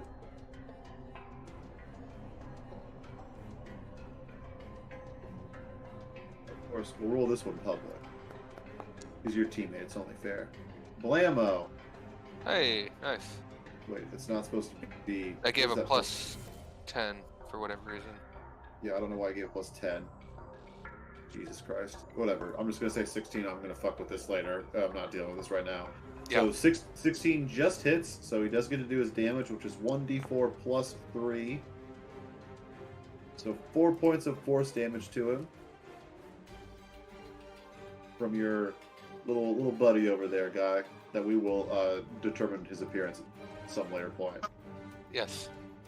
Okay, that's the end of Guy and his buddy's turn. Alright, Tito, you're up next. What would you like to do?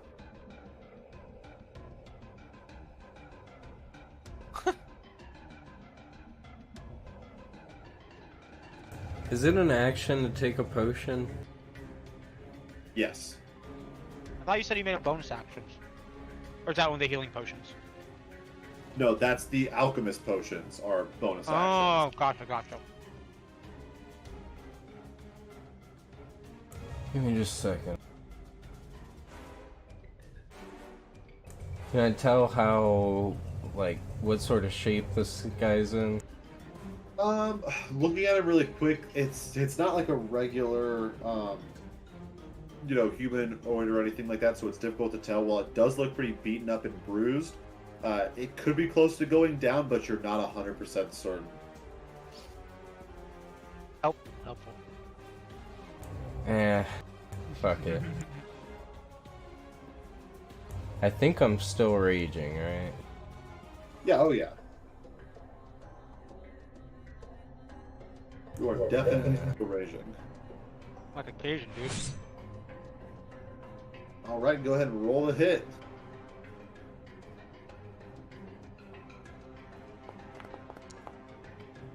Boom, baby. Nope. Puts with advantage, Yeah. so the first one gets it. Does not hit. Well, Minus they're 5. both. Yeah, it's minus Oh. 5, so I it's, didn't realize there was a modifier on it.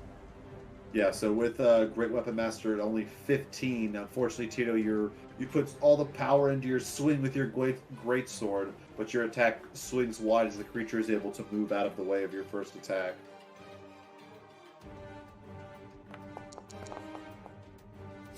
No. You son of a bitch. You son of a bitch. Oof. All its good luck is gone. Wow, Tito is just the rage is getting to you at this point. The frustration for missing the first attack. You lashed out quickly for a second one, but no avail as the creature dodges again, maneuvering out of the way A of your attack. 13, a 4, a 6, and a 5. Fucking A. Well, that's it for me. It's the end of Tito's turn. Top initiative. Snicket, you're prone on the ground. What would you like to do? So it's half my movement to get up. Yes, sir. Alright, so I'm going to use half my movement to get up. Luckily, he's right where I want him. So I gather my bearings and my weapons that were at my side, near enough to my hand where maybe it only counts as an interaction to grab both of them. DM. You want to grab what? Both of your... I fell prone. I'm assuming I passed out and my weapons fell in my hands. Honestly, you could grab them like as you're getting up, and Yeah. it's not that imperative. If you want to use your interaction to get them both, I'm okay with that. Alright, so I move up and I jump up and I go for an attack with the longsword. All right, go ahead and roll the hit with advantage because you are flanking him with the assistance of Tito. I'll lick my fingers first. Don't want to get popcorn all over my keyboard. There we go. Boom, baby. All right, We're about to do some damage here. go ahead and roll the hit with sneak attack. It is just going to double the dice, which is what we're going to do for crits, if that's cool with Yep. everyone. Now there's Or I think that. it is. There's sneak attack.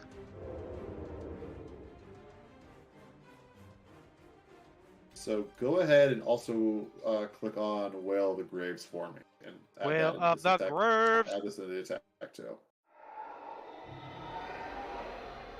Ooh. Okay, so let me just go through this real quick. So this is going to be 29, I think. Yep. what was that? It's 13 from the base attack, then 18 damage from sneak attack because that has to be doubled because of the crit. Oh, And shit. then Okay. double Wail from the Graves because that's also dice, so that's 12.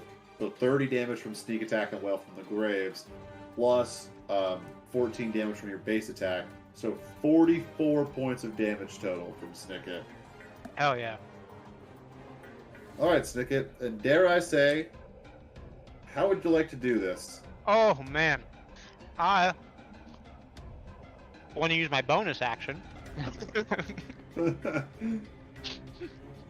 Basically, when I flew up at him, I want to go, like, both of my weapons are, like, I'm like holding them backwards. I'm just Roll it going, however like, you'd like. I'm running up, and I jump up just, like, with full force. Like, I forget what scene of what movie it's from. But, like, I'm going at him It's just, the like, Cybermen. it's what? The Cybermen. Is it? So I run at him. Shotsu! The swords, I'm holding them, like, backwards. My sword, my dagger, I'm holding them backwards. I jump up, and then, like, I, like, am aiming for his chest, and I just want to go, like, straight through it. Okay. As you're flying through the air, weapons in hand, ready for the attack, you watch as your black tendril quickly whips out, grabs a spare dagger out from Oh, your hell yeah. pouch, and presses forward with you.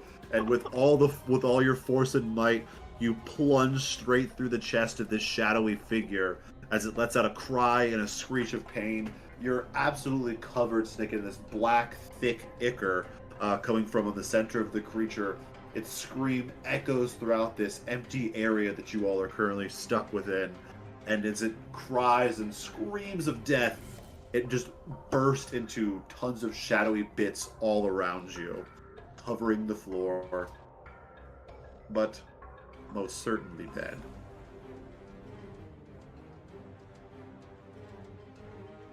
And with that, we will go ahead and drop combat order.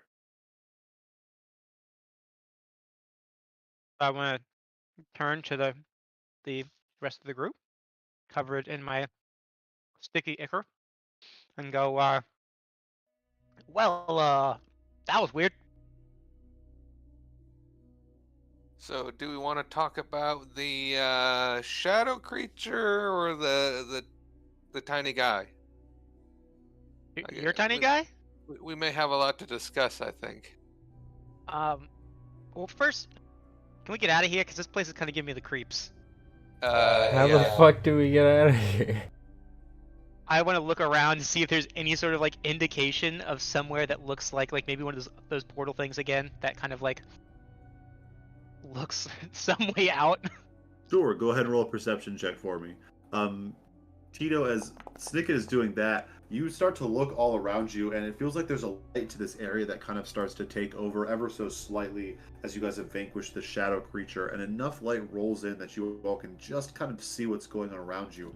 And it seems like you all are in some sort of like monstrous giant skull depressed into the ground was the like arena for where you all fought this creature at. As you can clearly see its jawline on the south border of you, the nose and one of the eye sockets to the east, and the tip of the skull to the north of you all.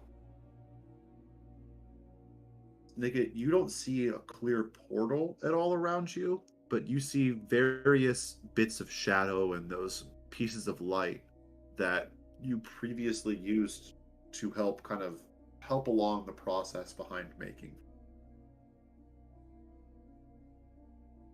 I guess while they're doing this, could I take is the creature or the thing still there, or did it just apparate?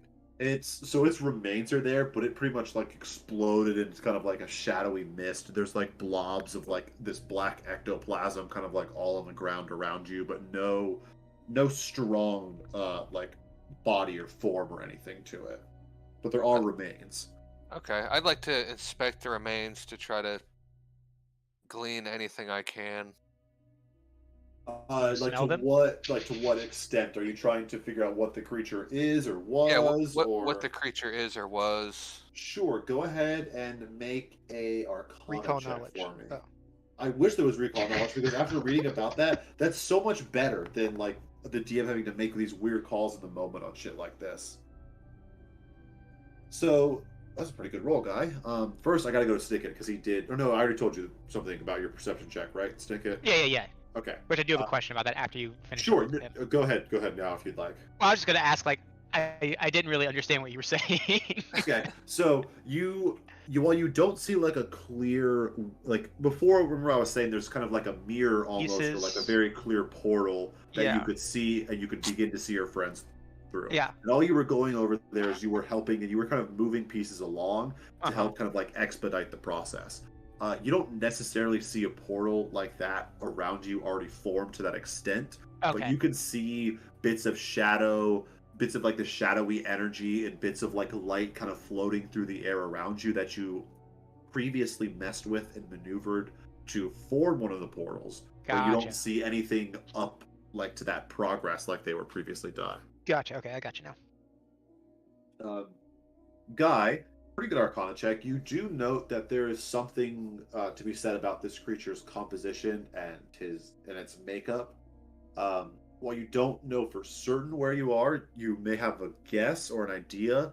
There's, as you know, as a man of science and magic, mainly of magic, that the plane of existence that your world, Agodale, is on is not the only plane of existence. It's not by a long shot. There are a plethora of other planes with all sorts of their own pleasant or sometimes not so pleasant creatures that reside within. One such plane of existence, though, you do know of, and it is referred to as the Shadowfell. It is essentially a plane of negative energy, and it is filled with creatures of nothing more than shadow energy and shadow magic. And while you don't know for certain that that's where you are, or that that's where this creature came from, expecting its remains and recalling on the previous knowledge that you do have, it would make sense that a creature like this would be from the Shadowfell.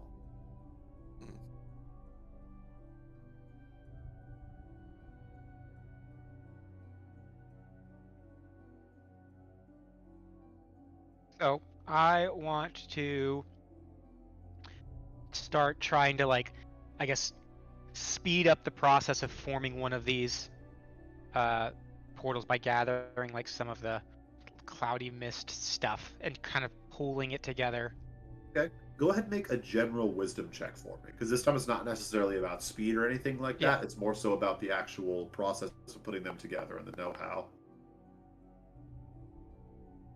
Okay. So it is going to take you a little bit of time, but you can feel like you're making progress. And as you guys almost think Snicket's fucking insane, by the way, Tito and Guy, it looks like he's just kind of reaching his hands up into the air and just moving them around absolutely haphazardly.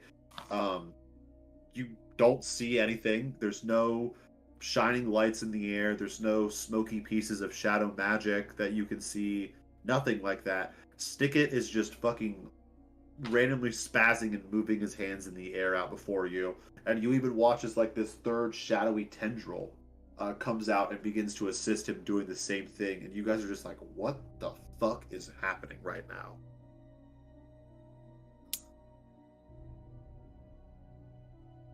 So, and this is, haven't we seen that before? A little bit, yeah. Okay. This is not totally foreign to you, yeah.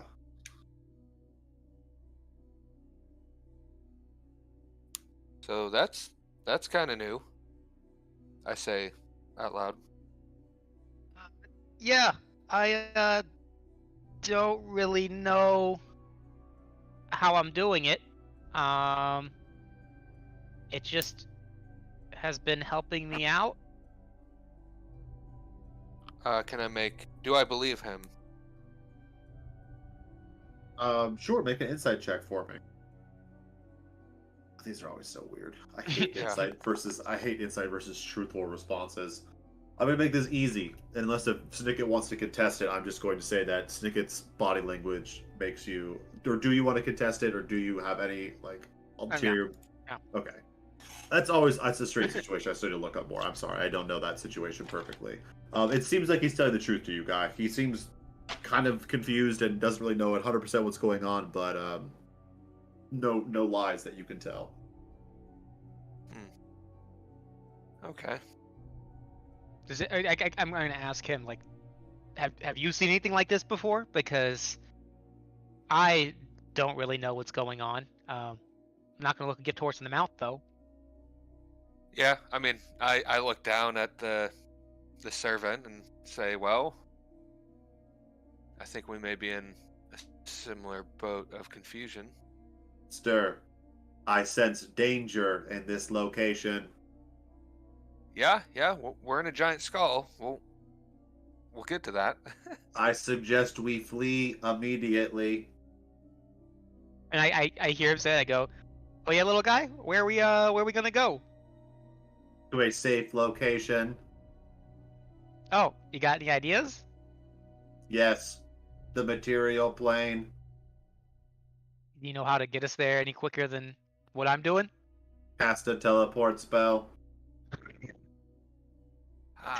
I look at Guy and go, you know how to do that?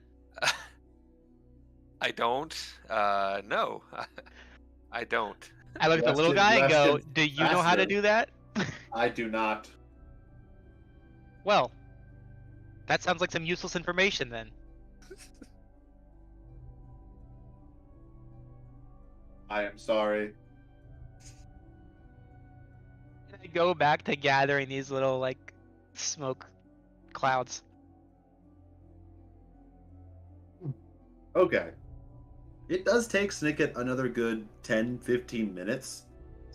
Would anyone like to do anything before that point, or would you give up before that point, Snicket? No, I wouldn't give up. I mean, Okay. just it's essentially my thought is that this is her only way out of here, so I'm not going to give up on it. I guess in that 10-15 minutes, if there's nothing else to do, I'll start kind of looking around, see if I see Sure. anything that just anything of note or out of the ordinary, or Out of the ordinary? yeah, I mean, like something that I doesn't get what you're belong. saying. I get you what know, you're saying. like Go looking ahead and for roll. patterns. Go ahead and roll a perception check for me, Guy. Perception. Looking all around you, Guy, you can almost higher up in the air above you, you can feel and almost see a flow of magic that just feels off here. Like I said before, this is almost like a plane of negative energy, and things don't function the same way here that they do in the material plane. The oxygen levels are low. You guys are, every breath is much harder here than it is back home. Your weight feels heavier underneath you here. Your vision, even those of you blessed with dark vision, does not extend to the same degree that you feel like it did on the material plane. And there's just an overall sense of dread that looms heavily throughout this area. You see various creatures kind of flying through the sky, Guy, though it's difficult to get much detail on any of them. You all just kind of do your best to stay where you're at, huddled in your corridor, and not attract much attention to you. And you don't see much more than a few flying creatures by, a couple of them that are monstrous in size that give you reason for fright, but they don't head in your direction. So you quickly kind of lose the tension and the nerves begin to disappear. I cast fly. No, I'm just kidding. Snicket, you can begin to feel you're right at the tail end of making this, as you can start to see very clearly at this point your belongings kind of scattered throughout this empty, cold room within this dwarven encampment, as you can begin to see this picture appear before you. Right at this point, Guy and Tito, you guys can actually finally start to see something as well, as almost like a portal or like a mirror into another realm or of existence or another dimension appears before you guys. That Snicket is like he's piecing bits of it together one at a time.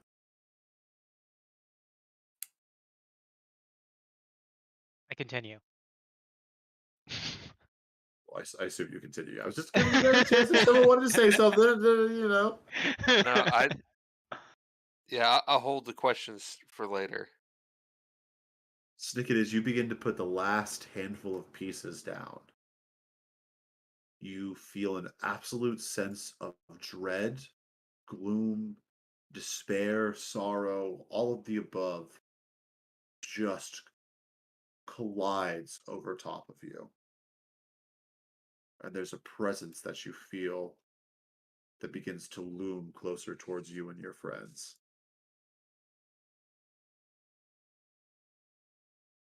And you think to yourself, I need to hurry. I need to finish this up. Yeah, so I hurry.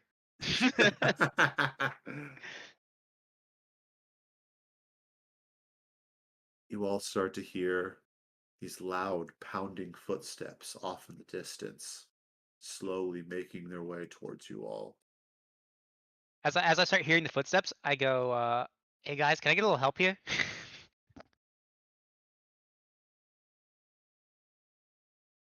Okay, I'll help. Yeah, I'll also help. Okay, as the two of you begin to look around to see what Snicket is doing, you can very clearly see this portal or mirror that he's been working on. But as you watch his hands dart out towards the sides to grab pieces to move them together, you guys don't see the same pieces that he does. Oh And shit. you're not able to see the actual pieces that make up the whole portal itself. Was this some sort of joke, you fucking rat?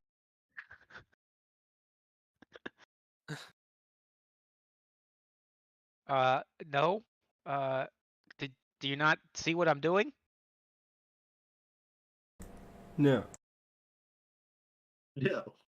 Well, I guess just be on the lookout then. Like, do you see anything? Do you see these like cloudy, like I could try to explain like what they look like. Do you guys see any of I mean, those? do I see the big creature Oh, coming up? yes. It looks like this if you guys are curious. Oh, that looks scary. Well, so that's probably like a bad guy, because It's probably a bad guy. Yeah, he's in armor and he like looks like he's screaming. He's intelligence terrifying. check. Is he? He's in No. armor. He's a little tan. Looks pretty spooky. Yeah, he has a helmet on that's So terrifying. where is Snicket's person? What? Oh, They were there stacked he on is. top of each other. Okay. I could tell because Snicket was raging, and normally that doesn't happen. And you Let's watch as see. this creature slowly begins to encroach upon you all. Oh, he's close. Um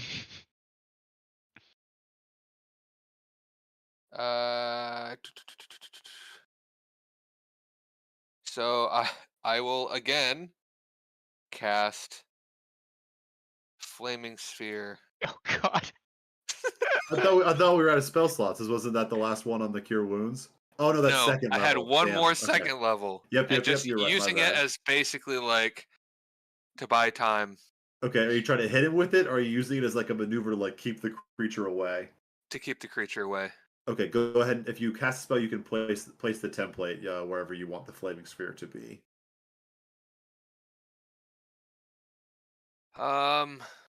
Just kind of like right in the middle of the steps. Only 2 feet big. 5-foot diameter. All right, and as you do so, Guy, you watch. In my head, the other one was a lot bigger. I imagine like 30 feet in diameter. No, it's creature 5 foot in diameter, so begins to lift one of its fingers in your direction as a small beam of necrotic energy darts out in your direction. Uh-oh. I need you to make a wisdom save for me, Guy. Uh-oh. lame. Oh wait, something about saves for me. This is not magical. Oh, it's not 4D12? It's not magical, no. spells and other magical effects. It's not that. Yeah, this effect is not magical. It's like a lair action. This is not magical in the way a dragon's breath weapon isn't magical. It's like an innate ability the creature possesses. You said Wisdom save. You can actually just click on the button here for the wisdom save. It'll roll it too. Uh-oh. That's Easy. not good. That's not 13. good. So, Guy, Oh. you take 21 points of necrotic damage, and you are frightened and paralyzed. Well, I'm down, so I'm definitely So you're paralyzed, but you're not as frightened. Yes. You all hear, Master, you're in danger. Thump. I kind of look to the side in shock as I see, like, I'm assuming, like, necrotic. It's a necrotic damage, right? Yeah. Yeah. The necrotic, like, smoke, like, coming off of Guy's body as he just, like, passes out. I hear the thud and passing out as he hits the ground. And the sphere goes away, by the way. Yep. I look back at Tito, and I go, Tito, I need time. Oh. Oh no. As the creature begins to take another step towards you all. What are you doing? I need time.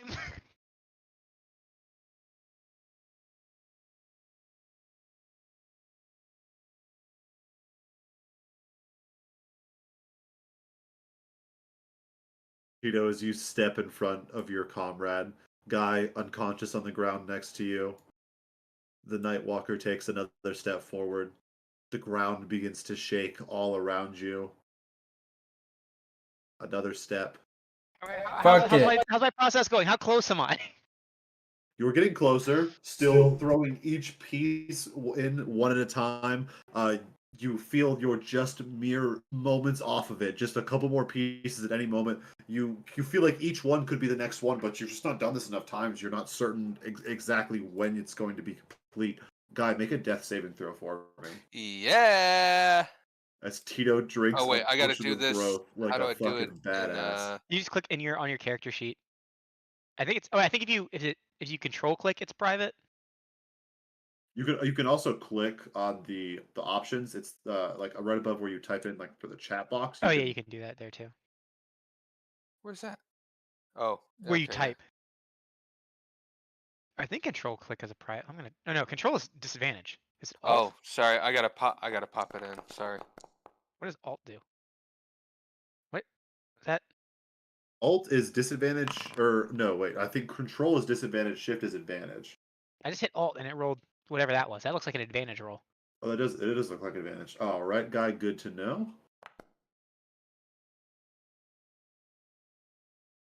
What?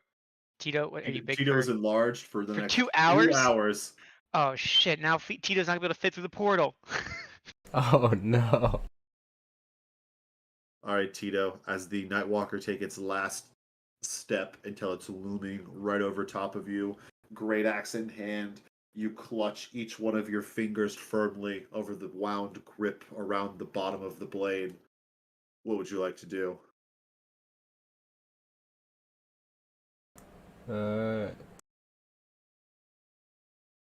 I yell, back off! That's it. Go away! Make an intimidation check with disadvantage. Oh no. You're not near big enough. Well, this creature is still bigger than Tito even after he grew in size. Oh, that's not a good one. Oh, that's even worse one. He watches the creature's head tilts down towards Tito as he's kind of almost trying to do his best, putting on his most intimidating face that he can.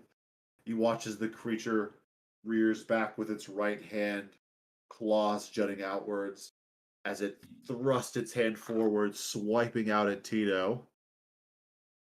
For 600 damage. Oh! That's a 15 to hit, Tito. Dude. What the hell? That's not good. I think 15 misses, though. 15 definitely misses Tito. So. Yeah, but you rolled a 3. I did roll a 3. Oh no. It's gonna attack again. Oh no. That's gonna hit this time. 25, Tito. Go ahead and make a Constitution saving throw for me as well while you're at it.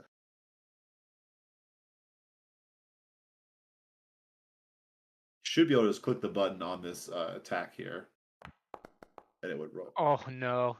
Oh no. That is not going to be enough, Tito. Oh no. Oh no.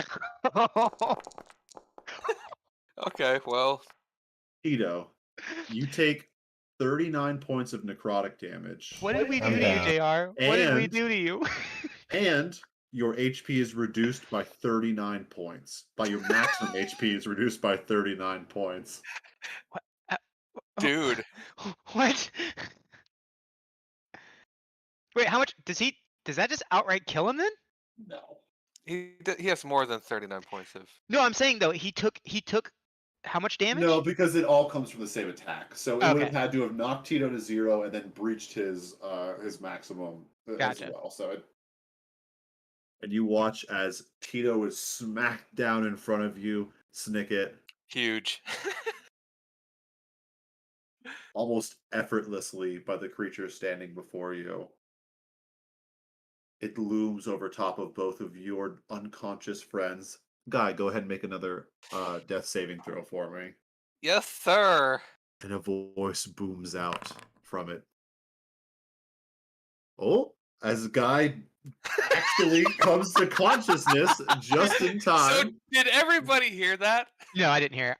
Okay. Cool. That would be I thought hilarious everybody if it heard made that sound. Ta-da! Despite the fact that it's private, it makes that sound. Okay. You hear a voice boom out that just rips throughout the entire area you're in, but it's almost like it doesn't come from the creature standing before you, Snippet. Ow! This power does not belong to you. As the creature steps over top of your unconscious friend, rearing back with its massive claw, Snicket. That's where we're going to go ahead and leave off for tonight's session. Everybody. Lame. What the hell? Jar, is this just gonna be a dream sequence? Oh no! I mean, fuck, it's like Dream E, but I don't do dream sequences where it's like, oh, it was all in your head. It didn't really happen. You guys all died, but guess what? It was just a dream. That'd be lame. I'm not gonna do that. If I'm gonna kill you guys, I'm gonna kill you guys. Don't worry. Well, you may. Do you feel scary? Is the Nightwalker not, like that? No, the Nightwalker's friend is what scares me. The big tall guy. The Nightwalker is just the small guy that's next to the big tall guy in the picture. Oh. I'm sorry, I can't help myself. I love cliffhanger endings too much. I've got an idea. I don't. I have 1 HP. I'm effed. So. Hey, it probably is not aware that you're alive at this point. Oh yeah, so you can sneak attack him. Sneak attack with my crossbow. Send your little guy up his butt and then make him big. Oh yeah. All right, so Ooh, I forgot about this guy's special ability, Life Eater. Whenever he reduces a creature to 0 hit points, it actually dies and can't be revived by any means short of a wish spell. Perfect.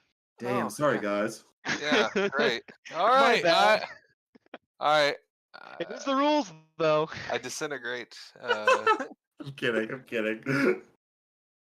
Oh, My man. homunculus will just be my new character. Oh, that was good. That hurt. Oh man, Yeah, that's good stuff. Sorry we've missed a handful of sessions now here, especially last week. That was unfortunate. Yeah, that if was you wouldn't have crazy. just Yeah, I freaking just had a stabbed- concussion. I went to the hospital. I Oh, dude, stabbed my that shit head. sucked, dude. I waited in the hospital for so long. Just like It bleeding was profusely. I mean, it was kind of stopping a little bit at that point, but it was bleeding a little bit still. The worst part was they gave me like a CT scan within like the first 30 minutes of being there, but then I just had to sit there and wait for Wait for like the 8 results. hours. So I'm like, what am I like? So at one point I was like, Allison, I'm really tired. I want to take a nap. And then she was like, you Oh, can't God. take a nap. She's like, you can't do that. I was like, oh no. Stay with me. She's like, you might have a concussion. I was like, but they didn't say I did. She's like, you might have a concussion. She's like yelling at me in the fucking hospital waiting room. You're concussed, JR. You're concussed. Luckily, So it was a if pretty you're minor concussed, you're not allowed to concussion, take a nap. Yeah, That's I the mean, rules. it was a pretty minor concussion. The doctors actually said that I was okay to like to sleep like the next day or whatever. So it was not a huge You have to deal. go 48 hours without sleeping before you're allowed to Well, sleep. it was miserable because I didn't get a concussion from when I hit that fucking nail. I got it from when I passed out afterwards. Oh, I didn't realize that. Yeah. Yeah, so you I passed out and So I was walking out of my parents' shed because I was over there looking after their cats and smoking a pork butt because they have a smoker, I don't. And I important details. So as I was stepping out of their shed is the doorway is too short for me to just walk right out of. I have to bend down to get out of it. So as I was bending down to it, I guess this nail's just been there. I didn't know. It was kind of like a hook almost. It goes right into the top of my head. I feel it go into my head. And as I stepped down out of the shed, I felt it pull my skin up, like it pull out of my head. And I immediately was like, well, that fucking hurt. But You're like, even before "Ah!" that, I just felt, I just felt the blood just gushing out of my head. And immediately, because head wounds are so bad, like you just bleed so much. And Allison is, for lack of a better way to put it, absolute dog shit, cannot look at blood for the fucking life of her. She passed out when she had to get her blood drawn for her physical. Oh wow. That's how bad she is with blood. So I come in, I'm like, Allison, I was like, don't freak Close your out. eyes. But before I even get a chance to like say anything, dude, she sees like blood dripping down my fucking face. So you pass out and she back immediately into is each other. freaking out. She passes out. The JR passes out. She almost did pass out, and I'm like, dude, because no one else is home because my parents are out of town. So watching bad. their cats. Like she literally almost passes out. I had to actually like fucking calm myself down because she was about to pass out. She had to go walk away. I was about to call 911, but I'm fucking broke from just having a colonoscopy. So I don't need a goddamn ambulance trip. I can't afford to live. I was like, Yeah. it's lame, but I had to think about that. Like I was like, I can't. I'm just gonna hope for the best. So what I did was I called my mom and I said, Mom, if I pass out, I say call 911. But right now, I said I just need someone to just be here in case if we both pass out. And eventually, Allison calmed down. We were able to like get some pads and shit on it, and the bleeding like kind of, it never really like fully stopped, but it was getting better. And so we at least went back to our house, like so we had to take care of Duke and all that shit. So I'm like So trying to go pee as Oh Allison. shit! This is that much later. Yeah, it's like hours later, bro. She poured whiskey straight into the wound. We did our best to clean it and shit. There's blood all up in my hair. 3 hours later, we're at my house now at this point. I'm trying to go pee. She's like trying to tell me like we need to go to the hospital. You know, you need a tetanus shot. Blah blah blah. And I'm like, whatever. Tomorrow. I don't give a fuck. And I remember, I literally all I remember is going into the bathroom, pulling my dick out to go pee, and the next thing I remember is being fucking like wrapped up in the shower curtain, dude, on the floor in the shower, and Allison over top of me screaming, and she's just like, "We're going to the hospital." Your I'm junk's like, just I'm out. like, what? So it must have been like you like. I think adrenaline wore off, and it was loss of blood. Yeah, well, and like the exertion. Did you start to pee? Dude, I think I was like just battling Allison. I was trying to pee. I couldn't like focus on peeing because Allison's talking to me. I think I locked my knees, and on top of doing that with losing, like I wasn't staying there for that long at all. On top of like losing as much blood as I did earlier that day, I just think I just passed out really fucking quickly. Unfortunately, though, I fucking smashed my head on the way down. So it started bleeding again. Well, that's why I got the minor concussion from. Was I hit my head on the shower as I fell over. God, dude, that sounds freaking brutal. Your junk's out and you're just like peeing all over the.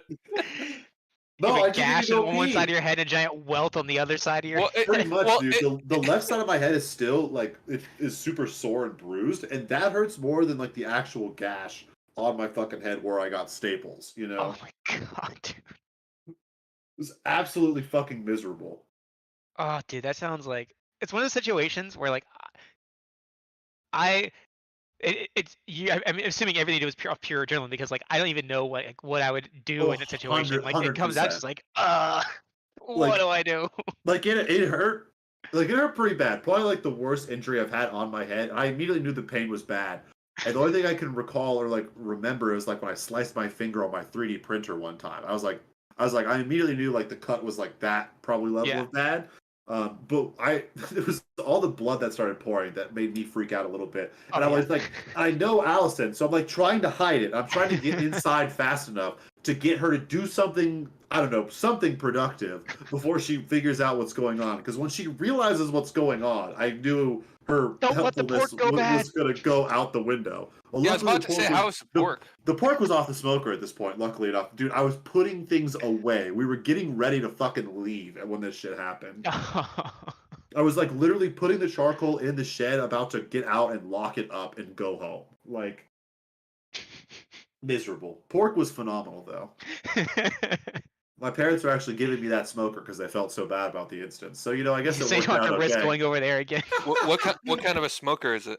It's a char grill or charboil. It's like it's just like one of your cylinder type smokers, but it's on like a cylinder on its side, and then it has an offset smoker. Oh, barrel with offset, nice. Yeah, barrel with offset. That's what it is. Because we've been thinking about getting one for a while. We wanted to get a Weber Smoky Mountain, but we just don't have the money for that shit. So hey, go check Lowe's right now. Okay, did they have some smokers and stuff? They have this. They have one. You know, like the green egg. Oh yeah, for sure. This was last time I was there. It's not the green egg, but it's same style. Like originally $500. It's like $200 right now. Damn, that's and there's one that's like a Traeger on steroids, and I think that was like originally 1,000, and I think it's like 400 right now. Wow, I mean, the thing is like insanely big. Like it's it's a serious setup, but they have a lot of grill stuff that's like they're trying to get rid of it for the holiday stuff. Oh, I believe that. Because it's end of season. So so yeah, if you're looking for like grills or like even grill accessories, I would take a look at Lowe's. I'm sure Home Depot is probably doing the same thing. Probably in a similar boat, yeah. So. Okay, yeah, I'll have to check that out because we love like smoking meats and stuff like that. That's one of my favorite things. Smoking them meats. Yeah. I mean, we just get a lot of value out of it, you know? Spend $20 on 10 pounds of pork butt, and that's a lot of food. Yeah, I just smoked some chicken thighs and salmon. Ooh, smoked salmon is fucking good. Smoked salmon nuggets? Best salmon I've ever had. It was like a $30 piece of salmon. So it's like one of the massive, huge pieces. Yeah. And it only takes like 45 minutes to smoke. Yeah. How high does it get you? How high? Oh, Yeah, but Dude. how high does it get you? So I did learn a thing or two from some smoking salmon when on my time at Whole Foods. One of the best things to do, I don't know if you do something like this, is they would do smoke salmon belly, but they'd candy it. Take like the belly pieces off of the salmon that like are on the end and have the fat, uh-huh. and brine them in maple syrup and brown sugar, and then smoke that. And that shit is fucking crack, So dude, when you're done so with it. I did the brining, but it was Uh-huh. just it was water, salt, and brown sugar. Yeah, that's what a lot of normal brining is. But like, if you, we would do it with the belly pieces where we'd brine it in a salt, mainly brown sugar with a little bit of salt, and then maple syrup is what we would brine it in, and then we stick that on a pan, cook that, and it pretty much candies it on the smoker. Like you literally get almost like a shit. I'm trying to think of like what candy it's like. It's kind of like a glass gooey like Yeah. caramelization on the outside of it. Fucking awesome. It would turn out so good. That shit would sell. We'd sell out of a pan like every morning, no problem. It was so good. How long do you brine it for? We would usually do 1 to 2 days, just depending upon like Oh how wow. much we had and like how much time. Yeah. But we were going through so much salmon that we had enough to like to brine it for that long. If you just wanted to do it overnight, I think that'd probably be okay. Yeah. But what was weird Oh, it's was not the monkey guy. I I thought it was. was gonna say, I was waiting for the monkey sound. I've noticed that like dark meats like turkey Uh-huh. and now the chicken thighs, Mhm. they like my chicken thighs taste like ham. Yeah, there's something about dark meats on the smoker for poultry that changes for me. I do a lot of pork and red meat, so we don't do as much chicken, but like even like smoked chicken sometimes tastes less like chicken when it's been Yeah, no, smoked. it tastes exactly like ham. I wonder if you're just getting like, do you smoke it all at like the same time you do like pork at all, or like No, I cooked it with salmon. that's So interesting like that it tastes like pork then. yeah, it tastes exactly like ham. Didn't taste like chicken, but like I've done smoked chicken wings